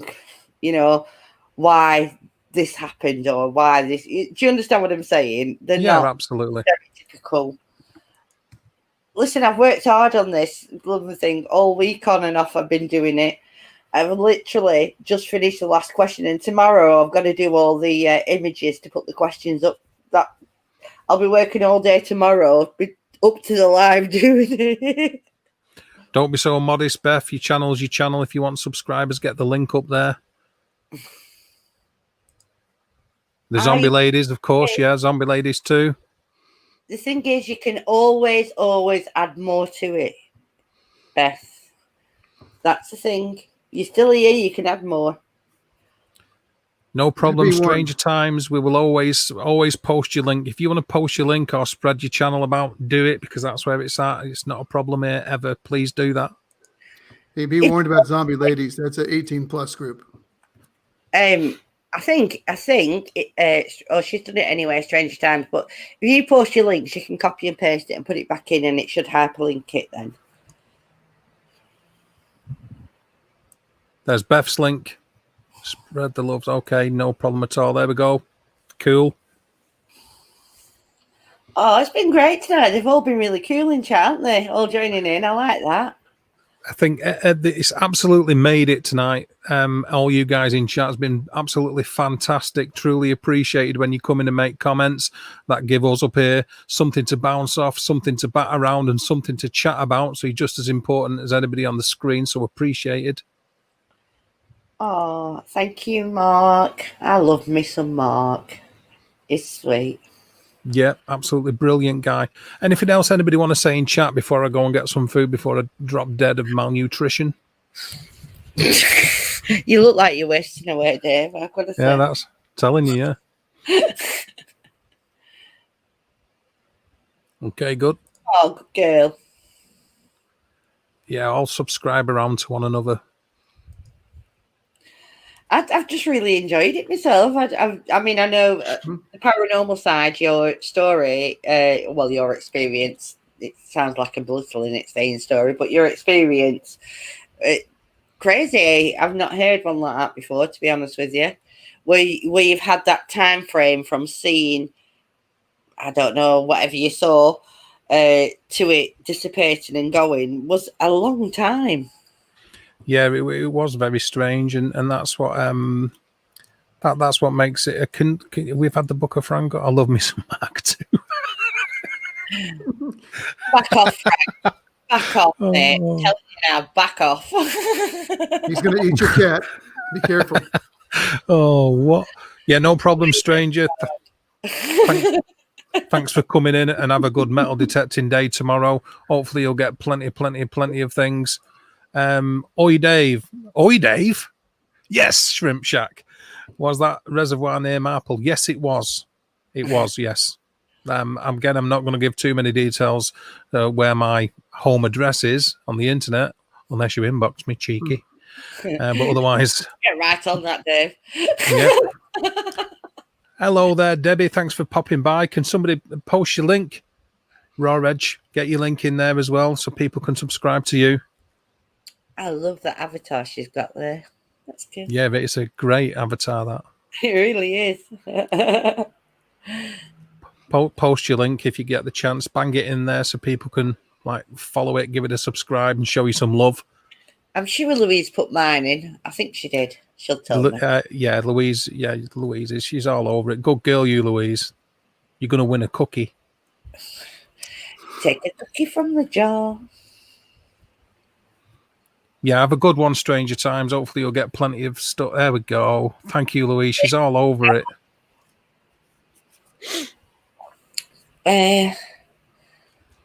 All right. Might be the one his cousin wants. That's why he knows. There you go. There you go. Yeah. There you go then, Shrimp. All right. I'm going to total back to paranormal, and, I can just flip like this. Do you think water has any effect on the paranormal at all? I think it's got a massive effect upon people's emotional state and psychological state, just in a scientific sense. I also think the energy levels that surround water can have something to do with it. So I would say almost certainly, for what it's worth, I think so. Absolutely. 100%. Yeah, and now see, I do, but it's one of those, isn't it? It's I think I told you about this, Dave. Me and Glenn were doing a live stream one night, and the whole premise of the live stream was to see if we could actually catch EVPs coming through the live stream. Yeah, this is kind of why, you've got to do these tests sometimes, haven't you? Absolutely. So we're calling out and we're asking. When he went into the bathroom, and this is all on a live stream. I can't remember whether it was on my channel or his, because we used to switch. When he went into the bathroom and he run the water, the amount of EVPs, like literal sentences that come through while he was just running the water in his bathroom, was crazy. Like full sentences. I mean, we had picked a couple of things up before from what they were saying. I mean, it's hard for us to hear when we're doing it, but people in the chat were saying that they'd heard, this.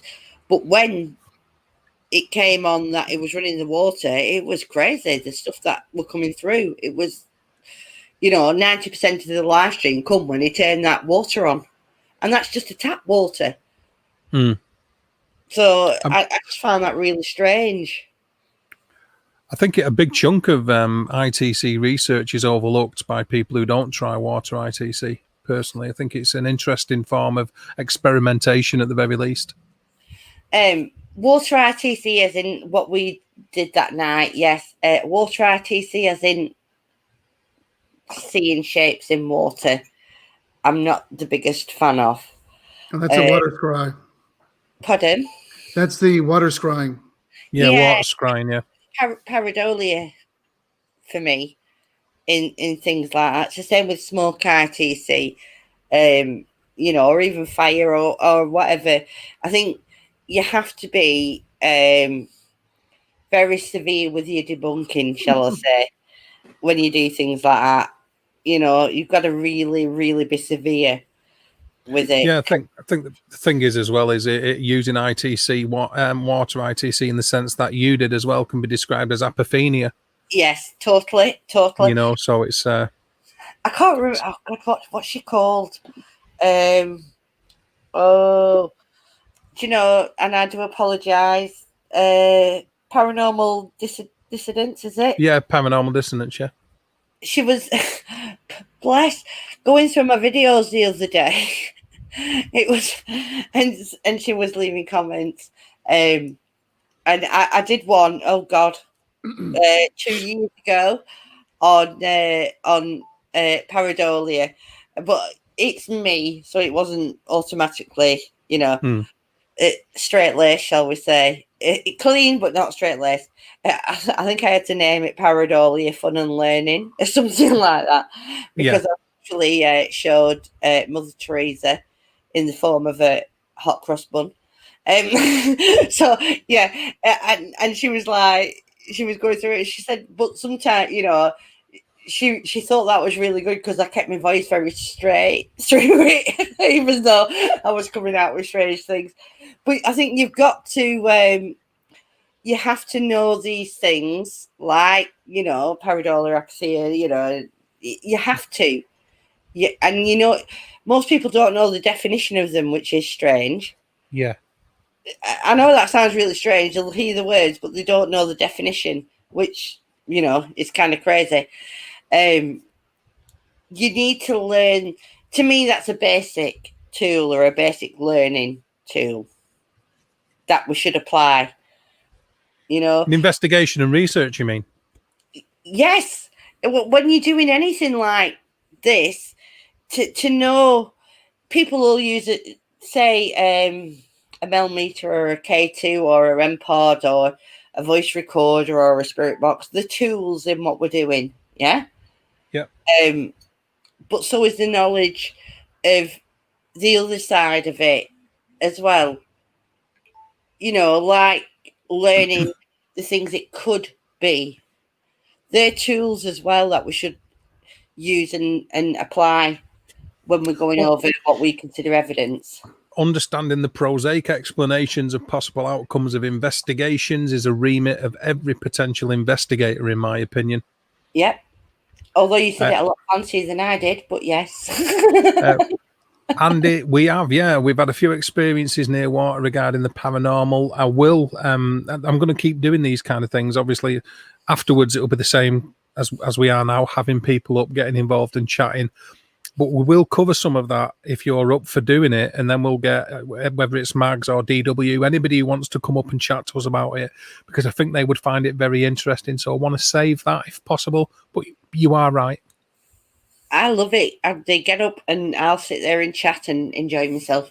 I do. I haven't lost my enthusiasm, no matter, all the crap that can surround a lot of the paranormal on YouTube. I don't deal with that, but you know what I'm talking about. I've never lost my enthusiasm for the paranormal in all these years, and I don't think I ever will, because it's crazy good, isn't it? And literally, I mean that term, crazy good. Andrew, I for one would be very interested in finding out the results from that, or if there's any way you can get them to us. I mean, you're posting videos on your channel. Oh, there's Frank again. Get up here, Frank. You might touch dead things, but do you enjoy it? That's what we really need to know. You need to come up here one day, you do, Frankus Maximus. Yeah, I will be interested. Yeah. It's the time thing as well, isn't it, I suppose? I'll try. I'm interested in that, Andrew. Me too. Andrew, do that. You need to do that. I love all these things when people go out and obviously, I'm agoraphobic, so I don't go out. So I kind of live vicariously through other people's investigations. But it's the excitement, isn't it? I sit there, sometimes watching a really good investigation, even if they're getting nothing. And, honest people will say they get nothing, or they've had nothing. But it's still edge of the seat kind of thing. You're still like sat there going, was that? Do you understand what I mean? And I think that's great. I love it. Even if they get nothing, it's still exciting. Now, I don't know about you, DW, but going with what Mag's just said there, and I'll put this across to you in a sec, yeah? Andy, he was just in chat there. You be seeing coming up in chat there, Andy Jackson. Me and him go out and do investigations quite often. And I would say, on air, call it on air, but on YouTube now, that out of the vast majority of them, massive percentage of them, nothing whatsoever. Nothing at all. Sat around in cold, dark places, waiting for something to happen, waiting for a little noise, a flashing light, something like that. 95% nothing, and then 5% pandemonium when it does happen, and it's fleeting and gone and done with. And then the rest of the investigation, nothing. That's the way it goes. That's a normal investigation. It's paranormal for a reason, right? Yes. Louise, soon I'm hoping, again, I'm referring to Andy, who was in the chat with me. We went to Rockley, the remains of Rockley Engine House, Wombwell Woods, Stocksbridge, all that kind of area. Did mean to go to, I forget the name of the other one now. I'm not going to waste time. Mexborough. But I'll try and get over there soon, and we'll let you know, should you want to have a meet up and a chinwag. Well, we're talking haunted roads and zombie today. Stocksbridge, you say you've been there. What did you think? Very mixed bag. Had some very strange experiences there. We have a similar bridge here that I did several investigations on. It's a bridge that's famous for suicides. Right. It's we got some real good, interesting stuff there. Yeah. See, I was thinking about this today as I was looking for things. Because don't think we planned this like well ahead. Brad will tell us like, an hour before, oh, this is kind of what I'm doing. So then, you've got to try like refresh your memory. And I come across a story about the M6. It's a motorway highway. And it was the first motorway in England, Britain, to be built. And I'd never heard this, which was really strange. And it, when they put the toll in, David, the toll like thing. Yeah. Apparently, when they started charging for you to use that stretch of the motorway, Roman soldiers started appearing. It had never happened pre that, but apparently when they put the toll bridge kind of thing in, they started having paranormal activity, and it's quite a frequently seen phenomena that Roman soldiers like hang around the toll booth. But it didn't happen before. Nobody saw them before on that stretch of road when it wasn't a toll booth. So I don't know, but I just found that really strange. Like it's only. I sat there and I was trying to think, is that because people are actually, it's a focal point now, the toll bridge, and people are looking at it more, people are stopping and having to wait there. And do you understand what I'm saying? Maybe they were there before, but nobody noticed. Or is it, just because they're literally having to spend time sitting doing, putting the money in whatever, that people are seeing more? Is it also a case of auto-suggestion because people are aware that they're supposed to be there and they sort of see it for that reason as well? Maybe. Oh, there we go. They saw it first, didn't they? That's the thing. Somebody always sees these things first. So I understand that when people say, it's a good story, and this is why I always wonder, and this is why I kind of asked you, earlier about things. You go in there and what have you, like, and blah, blah, blah. Yeah. I always want to know these things. But somebody always has to see these things first. So somebody saw it first. Now, was it a time kind of issue that they were actually sat there and, whereas before they could just drive freely past, so they had the time to see it? you know where I'm going with it, or Yeah, you know, absolutely. They've got pause for thought, and because of that, they're more likely to be exposed to it than just driving quickly past. yeah, you sat there in a queue and your eyes wander, don't they? You know, you're like looking around, and it happens, doesn't it? But I just thought that was really interesting that nobody had reported. I mean, it is supposed to be the most haunted road motorway in the M6 as a general thing in the UK. So if that's the case, why had nobody seen it before? You know, I find things like that interesting. I know it's a bit weird to find it interesting. No, not at all. More and more people driving up there to see the alleged ghost and paying the toll while being there as well. So a little bit of money being made, you know. Well, yeah, and the government won't balk at that, will they? They're not gonna say no to that one. Oh, the heck, no. Right, here we go. Yeah, absolutely. There's many instances where that is alleged to be the case around the world as well, isn't there? About them change in landscape, in building structure, and so on and so forth. Well, I built on a church and a churchyard. So when I moved in here, it was a brand new built house. There was, you know, there'd never been a house actually built on this land before, where my house is built.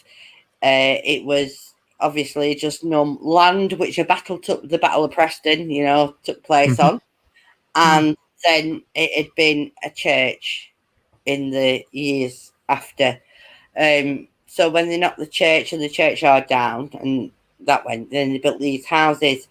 So it's kind of, I don't say my house is haunted because I hate that word haunted. I say it's active because I don't know. Haunted like depicts ghosts and spirits. I don't even know if that's what we're actually dealing with.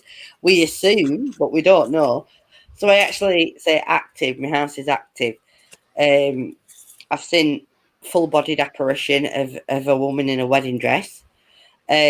Why she would be in a wedding dress, I don't know. I've got a shadow person because, you know, I don't discriminate. Shadow person and a child that I've seen various states of you know, from full bodied to you know, see through kind of shadowy sort of things. Yeah. But where did they come from? You know, yes, there was a churchyard here and there were graves, but why would somebody be buried in a wedding dress? And she's 95% solid. This apparition, it's like somebody just walked up and stuck their head round door with a wedding dress on. You know. Yeah, as opposed to transparent, you mean? Yeah, yeah. I you see, it's really hard, isn't it, to get an era with wedding dresses because things ebb and change and come back and go, and you know. But I would probably say 1800s, early 1800s wedding dress because it's quite puffy-ish, if you will. But again, it's really hard to tell, isn't it, with wedding dresses because they could, you know, fashions change and come and go. But yeah, she's blonde. She's blonde.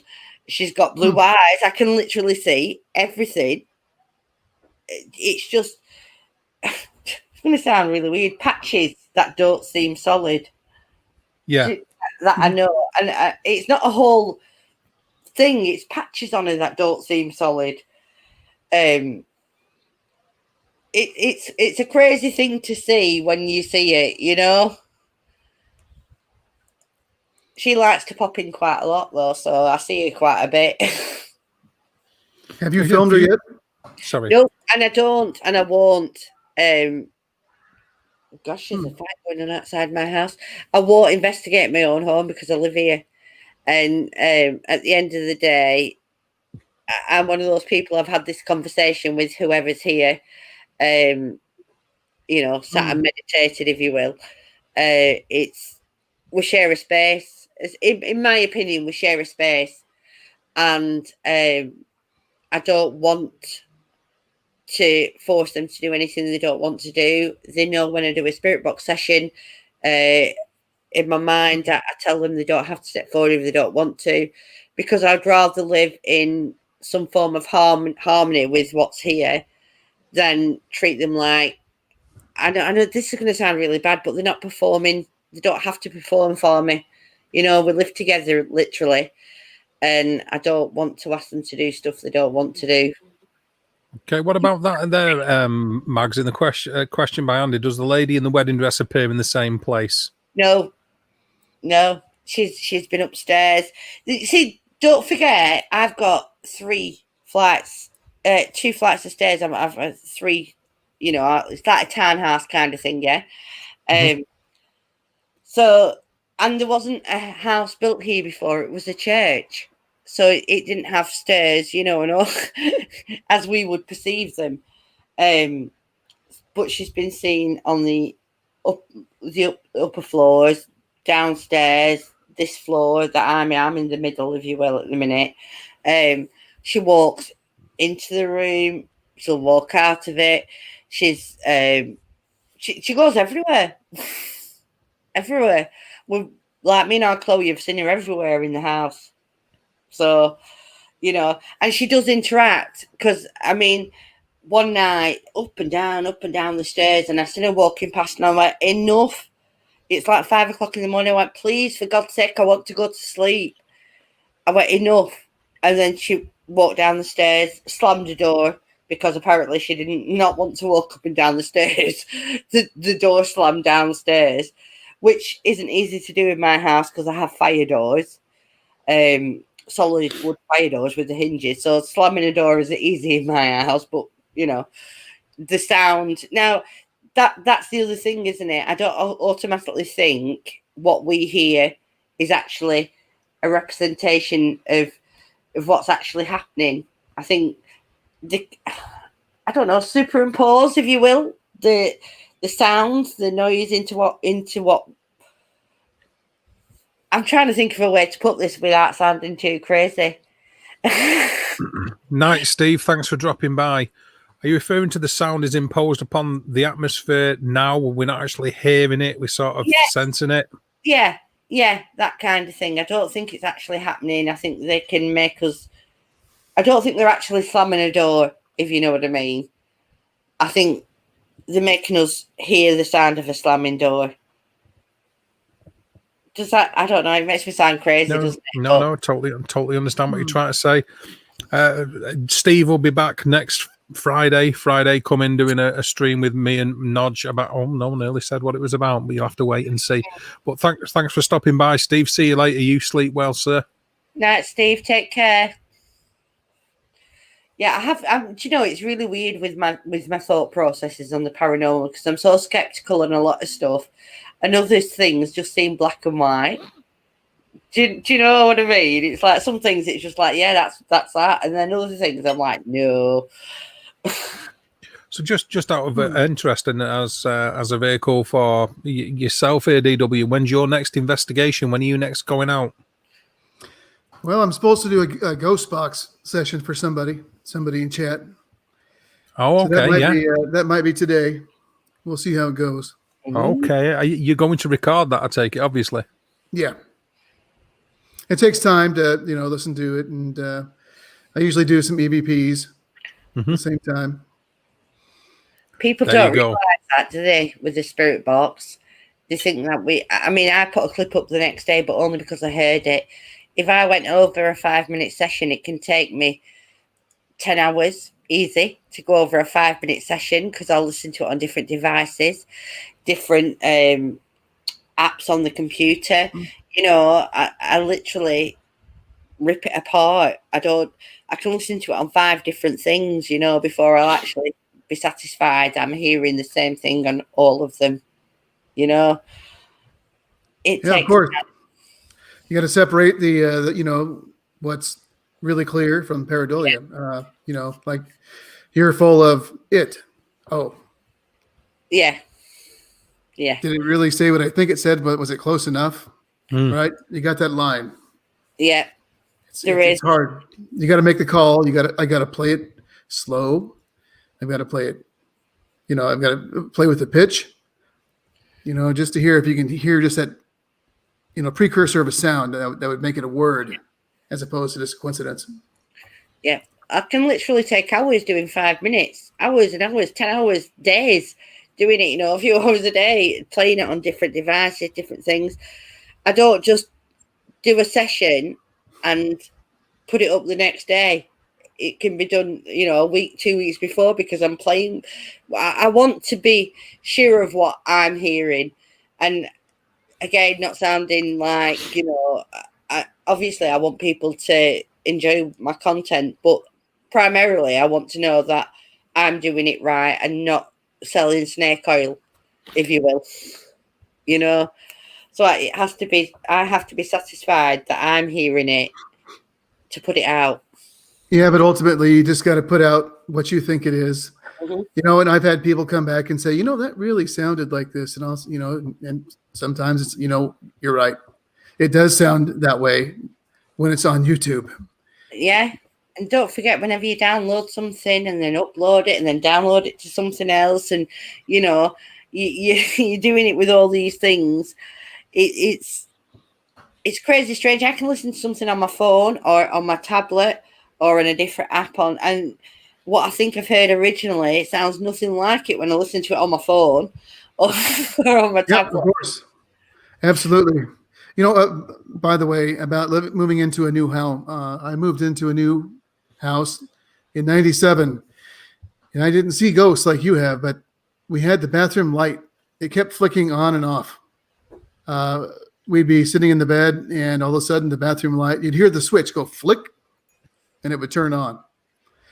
And in the morning when it was dark, I'd be in the shower, and I'd hear the switch flick down, and the lights would turn off. Scary as hell.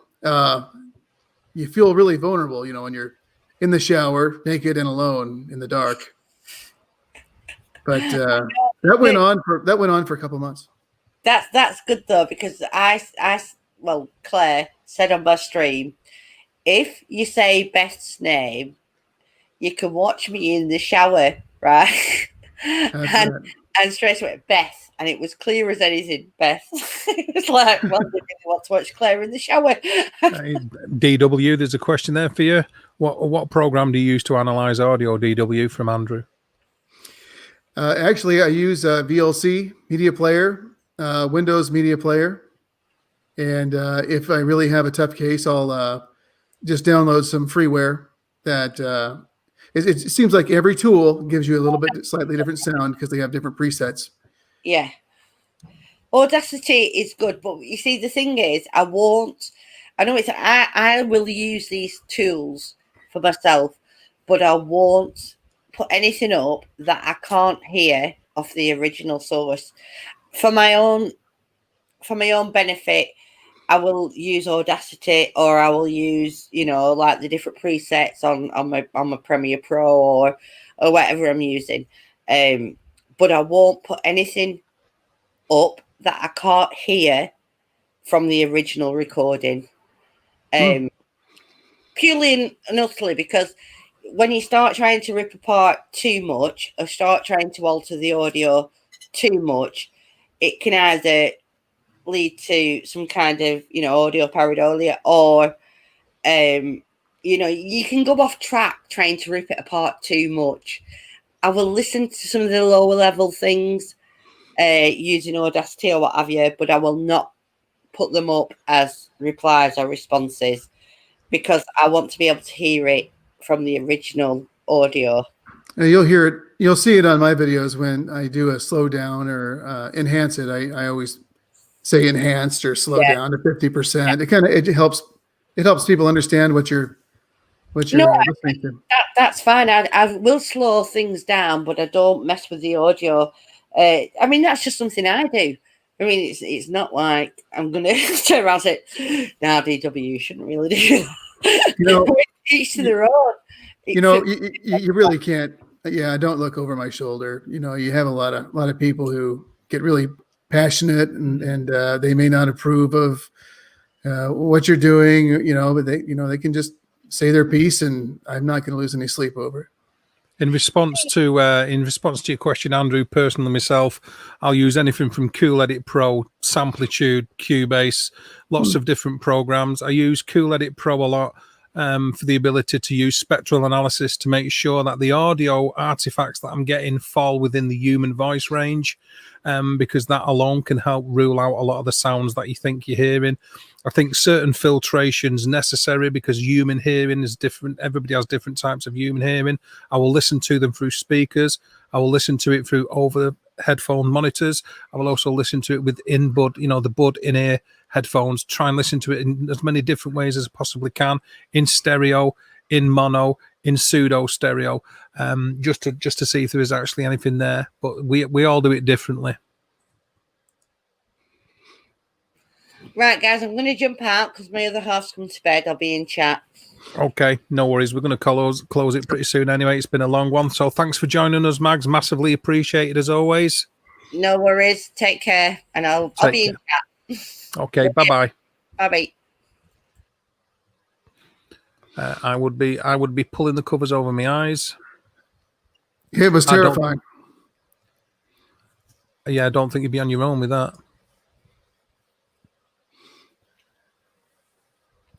Yeah, lots of times you get, what's this?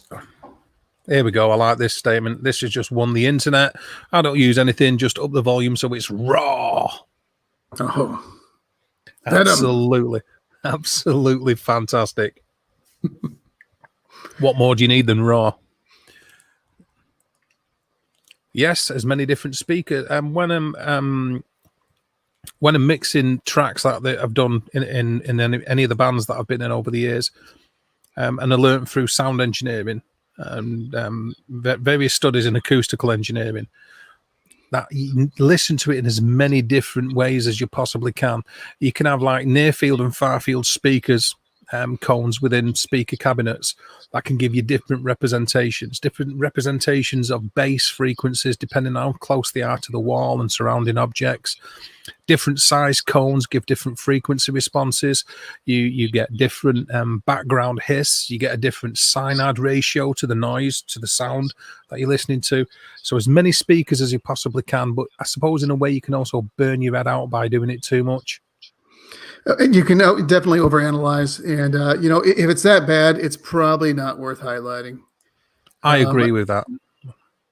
But I really hate putting out a 3-hour video, with 5 minutes of the good stuff. I know we got a lot of people who really like to keep it pure. That's definitely a trade-off as well. What do you think people are going to be interested in watching? Night, Louise, thank you for dropping by, and thanks for your help in posting links and spreading the word and so on and so forth, as you always do. Massively appreciated. You have a good night's sleep. You're probably overdue for your meds, aren't you? Yeah. And I've been feeling a little bit rough over the last couple of days, so I am, to be fair. So thanks for dropping. I'm going to call you DW because people, let's maintain the secret of your real name. It's yeah. So it's here we go. Put that up for Louise. There we go. See, this is what I like, spreading the love, because this is what it's all about, isn't it? There's Freddie. Fred, he likes the long vids. Okay, a lot of people do. Sometimes I'll kick out one that's a long version and then highlights edition. So a lot of people have ADD. They just want to see your stuff. What'd you get? I get it. Totally get it. I think because also they can sort of like go off the parameters of the I'll put it this way. When you can isolate an EVP so that it's too truncated, it's too close to the start of the EVP and too close to the end of the EVP, and you don't sort of get an idea of the ambience or the parameters in which it was captured. I think that goes on a lot. So I know myself, some people want to hear the entire 45-minute session or 2-hour session or whatever. So thanks very much, Beth. Massively appreciated. Thank you for popping by. And if that's it and there's nothing else in the chat, we'll bring it to a close. Thank you very much. Done very well. We've managed to keep quite a few people occupied. We've kept it a good view rate throughout this, so massively appreciated to everybody out there. everybody. There's been too many to name, though. But you all know who you are because you was here. No? Are we out of here? Good night, everybody. Okay, then all that remains. Oh, here we go. Well, that's still being involved, isn't it, Fred? Still participating by watching it, analysing it, and being involved in the community. Exactly.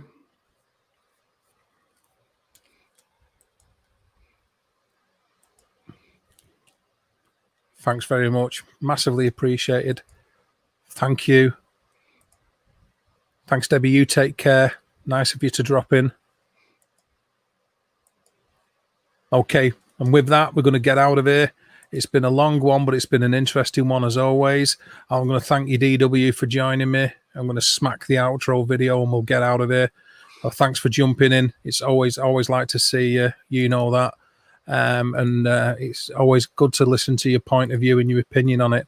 So thanks for keeping me company and keeping Mag's company as well. And thanks to everybody who was in the chat. Thanks, Dave. Okay, you take care, buddy. Bye-bye.